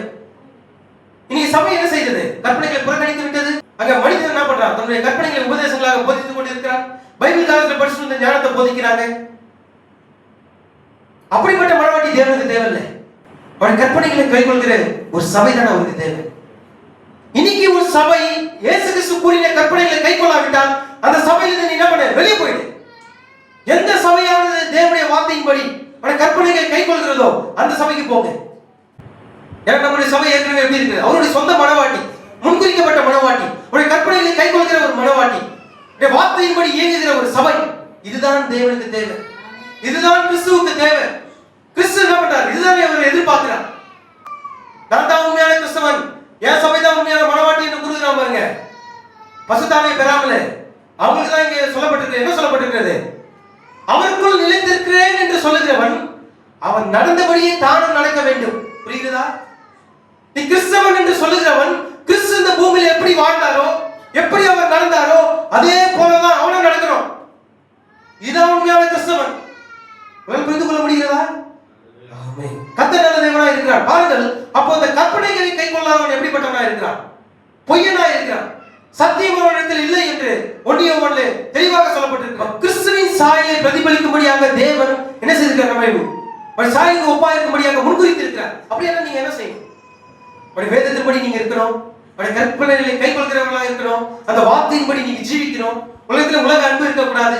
உலக அன்பு என்னவா இருக்கிறது? தேவனுக்கு விரோதமான பகையா இருக்கிறது. இப்ப உலக அன்பு உங்களிடத்தில் இருக்கக்கூடாது. நீங்க எல்லாவற்றுக்கும் மேலாக தேவனை தான் நீங்க நேசிக்கணும். ஏன்னா இன்னைக்கு சபையானது எப்படி இருக்கிறது தெரியுமா? இயேசு கிறிஸ்து அங்க தெளிவாக சொல்கிறார். என்ன சொல்கிறார் என்றால், மாயக்காரரே, உங்களை குறித்து இந்த ஜனங்கள் தங்கள் வாயினால் என்னிடத்தில் சேர்ந்து, நீங்க எப்படி இருக்கிறீங்க? தங்கள் வாயினால் என்னிடத்தில் சேர்ந்து தங்கள் உதடுகளினால் என்னை கனப்படுகிறீர்கள். அவர்கள் இருதயமோ எனக்கு எப்படி இருக்கிறது? தூரமா இருக்கிறது. வெறும் வாயினால மாத்திரம் என்ன பண்றீங்க? இயேசு கிறிஸ்துவை நேசிக்கிறேன்னு சொல்றீங்க. ஆனா அவருடைய இருதயம் எப்படி இருக்கிறது? தூரமா இருக்கிறது என்று இயேசு கிறிஸ்து கூறுகிறார். நீ என்ன பண்றாங்க? வாயினால் அறிக்கை செய்கிறவங்களா இருக்கிறார். அந்நிய பாஷை பேசுறதும், ஆமா அப்படியே வீக்கபால ராபா ராபா அப்படின்னு சொல்லி எகிரி குச்சி கத்துறதும், ரோட்ல நின்று கெட்ட வார்த்தை பேசுறதும், சண்டை போடுறதும். தேவனுடைய அன்பு அங்க வெளிப்பட, அவங்க மத்தியில தேவனுடைய அன்பு இல்லை. தேவனுடைய அன்பு வெளிப்படணும்னா பசுத்தாவி வேணும். பசுதாவை பெற்றுக்கொள்ளும் போதுதான் 9 வகையான கனிகளில் முதல் கனி அன்பு வெளிப்படும். இந்த பசுதாவை பெறலனா அன்பு எப்படி வெளிப்படும்? அதனாலதான் ஜனங்கள் என்ன பண்றாங்க, ஒரு சபைக்கு 3000 பேர் போய் 3 சர்வீஸ் சர்ச்சில் நடந்தாலும் அவங்க வெறும் என்ன பண்றாங்க, வாயினால தான் அறிக்கை செய்யறாங்க, உள்ளத்துல உண்மையான அன்பு அவங்க இடத்துல இல்லை. ஏன்னா பசுதாவை பெற்றதான உண்மையான அன்பு வரும். உண்மையான அன்பு வருவது எப்படி இருக்கும்? சகலத்தையும் தாங்கும், சகலத்தையும் சகிக்கும், பாவங்கள் எல்லாம் மன்னிக்கும், தவறுகளை திருத்தும், இருமாப்பு இருக்காது, பொல்லாப்பு இருக்காது, கர்வம் இருக்காது, பெருமை இருக்காது, எதுவுமே இருக்காது. கிறிஸ்துக்குள்ளாக காணப்பட்ட அதே காரியங்கள் தான் அவங்களும் இருக்கும். இதான் பசுதாவை பெற்றுக்கொண்டவனுக்கு அடையாளம். அதான் உண்மையான கிறிஸ்தவன். இங்க 1 யோவான்ல 2:5 இந்த வசனத்தை மாத்திரம் வாசிச்சு நான் முடிச்சிடறேன். அவருடைய வசனத்தை கைக்கொள்கிறவரிடத்தில் தேவ அன்பு மெய்யாக பூரணப்பட்டிருக்கும், நாம் அவருக்குள் இருக்கிறோம் என்பதை அதனாலே அறிந்திருக்கிறோம். சகோதரனே, கர்த்தர் நம்முடைய சபையை அவர் நேசிக்கிறார். அவர் முந்தி நம்ம இடத்துல அவர் என்ன பண்ணார், அன்பு கூர்ந்தார். அவர் நம்மை நேசிக்கிறார். அவருடைய கற்பனைகளை நாம் கைக்கொள்கிறதுனாலே அவருடைய மெய்யான அன்பு, உண்மையான அன்பு நம் மத்தியில் இப்போது பூர்ணப்பட்டிருக்கிறது. நீங்க தேவனுடைய கற்பனைகளை கைக்கொள்றீங்க, ஏன்னா நீங்க அவரை நேசிக்கிறீங்க. வேதத்துல என்னதான் கூறியிருக்கிறதோ அதெல்லாம் நீங்க கைக்கொள்றீங்க. இந்த வசனம் எனக்குரியதல்ல, இந்த வசனம் எனக்கு இது பொருந்தாது, அது பொருந்தாது, இது பொருந்தாது, அப்படி இல்லை. ஒரு விசுவாசிக்கு தேவனுடைய வார்த்தை எல்லாமே பொருந்தும். ஒரு விசுவாசிக்கு தான் இந்த வேதமே. தேவன் இந்த வேதத்தை, இந்த காதல் கடிதத்தை யாருக்கு கொடுக்கல? அவிசுவாசிக்க கொடுக்கல. அவர் விசுவாசிக்கிறவர்கள் மாத்திரம் தான் இந்த வேதத்தை கொடுத்திருக்கிறார். இந்த வேத புத்தகம் எல்லாரும் கையிலும் இருக்கும். ஆனா இதுல என்ன சொல்லப்பட்டிருக்கு உங்களுக்கு தெரியாது. ஏன்னா இது ஒரு முத்திர புத்தகம். யாரெல்லாம் தேவனுடைய சாயலுக்கு ஒப்பாய் இருக்கும்படிக்கு அழைக்கப்பட்டார்களோ, முன்குறிக்கப்பட்டார்களோ அவர்கள் தான் அந்த முத்திர புத்தகம் புரியும். அல்லேலூயா. அவங்க மாத்திரம் அந்த செய்தி புரியும், எல்லாருக்கும் அது புரியாது. யாரெல்லாம் தேவன் உலகத்தோடு முன்பாகவே தன்னுடைய குமாரனுடைய சாயலுக்கு ஒப்பாய் இருக்கும்படிக்கு யாரெல்லாம் தேவன் முன்னறிந்து அழைத்தாரோ அவங்களுக்கு தான் அந்த முத்திர புத்தகம் புரியும். இந்த முத்திர செய்தி அவங்க தான் புரியும். 7ஆம் தீர்க்கதரிசி அவங்க தான் புரிஞ்சுப்பாங்க, அவங்க தான் ஏற்றுக்கொள்வாங்க. அல்லேலூயா. இப்போ தேவனுடைய அன்பு உங்கள் மத்தியில் பூர்ணப்பட்டிருக்கிறதா இல்லையா? வார்த்தை பொய் சொல்லாதுங்க, வார்த்தை உண்மை உள்ளது. அவருடைய அன்பு மெய்யாய் பூர்ணப்பட்டிருக்கிறது. ஏன்னா நீங்க அவருடைய வார்த்தையை என்ன பண்றீங்க, கற்பனைகளை கைக்கொள்றீங்க. தேவனுக்கு தேவை, தேவனுக்கு தேவை என்ன தெரியுமா? அவருடைய கற்பனைகளை கைக்கொள்கிற ஒரு சபை ஒன்று தேவை. தேவன் என்னவா இருக்கிறார்? அவர் தகப்பனா இருக்கிறார், பிதா என்ற ஸ்தானத்தில் அவர் இருக்கிறார். சொந்த குமாரன் கிறிஸ்து. கிறிஸ்துவுக்கு ஒரு மணமகள் தேவை. அந்த மணமகள் எப்படிப்பட்டவளா இருக்க வேண்டும்? அவர் இயேசு கிறிஸ்துவின் சாயலை காண்பிக்க வேண்டும். அவரை போலவே இந்த சபையானது காணப்பட வேண்டும். இயேசு கிறிஸ்துவின் சாயலை ஒரு சபையானது பிரதிபலிக்க வேண்டும். ஒரு சபையானது இயேசுக்குரிய கற்பனைகளை கைக்கொள்ள வேண்டும். ஒரு சபையானது வேத வார்த்தையின்படியே இருக்க வேண்டும். இப்படிப்பட்ட மனவாட்டி தான் என்ன பண்ணணும்? தேவனுக்கு தேவை. அப்ப நீங்க எல்லா சபையும் என்ன செய்கிறார்? நான் மனவாட்டி, நான் மனவாட்டி, நான் மனவாட்டி என்று கூறுகிறார்கள். ஆனால் அவர் கற்பனைகளை புறக்கணித்து விட்டார்கள். இயேசு கிறிஸ்து என்ன கூறுகிறார்? தெளிவா சொல்லியிருக்கிறார். என்னிடத்தில் அன்பாயிராதவன் என் கற்பனைகளை கைக்கொள்ள மாட்டான், அவன் பொய்யனும் சத்தியம் அவனிடத்தில் இருக்காது என்று இயேசு கிறிஸ்து கூறியிருக்கிறார். வேதம் அப்படியாக கூறியிருக்கிறது.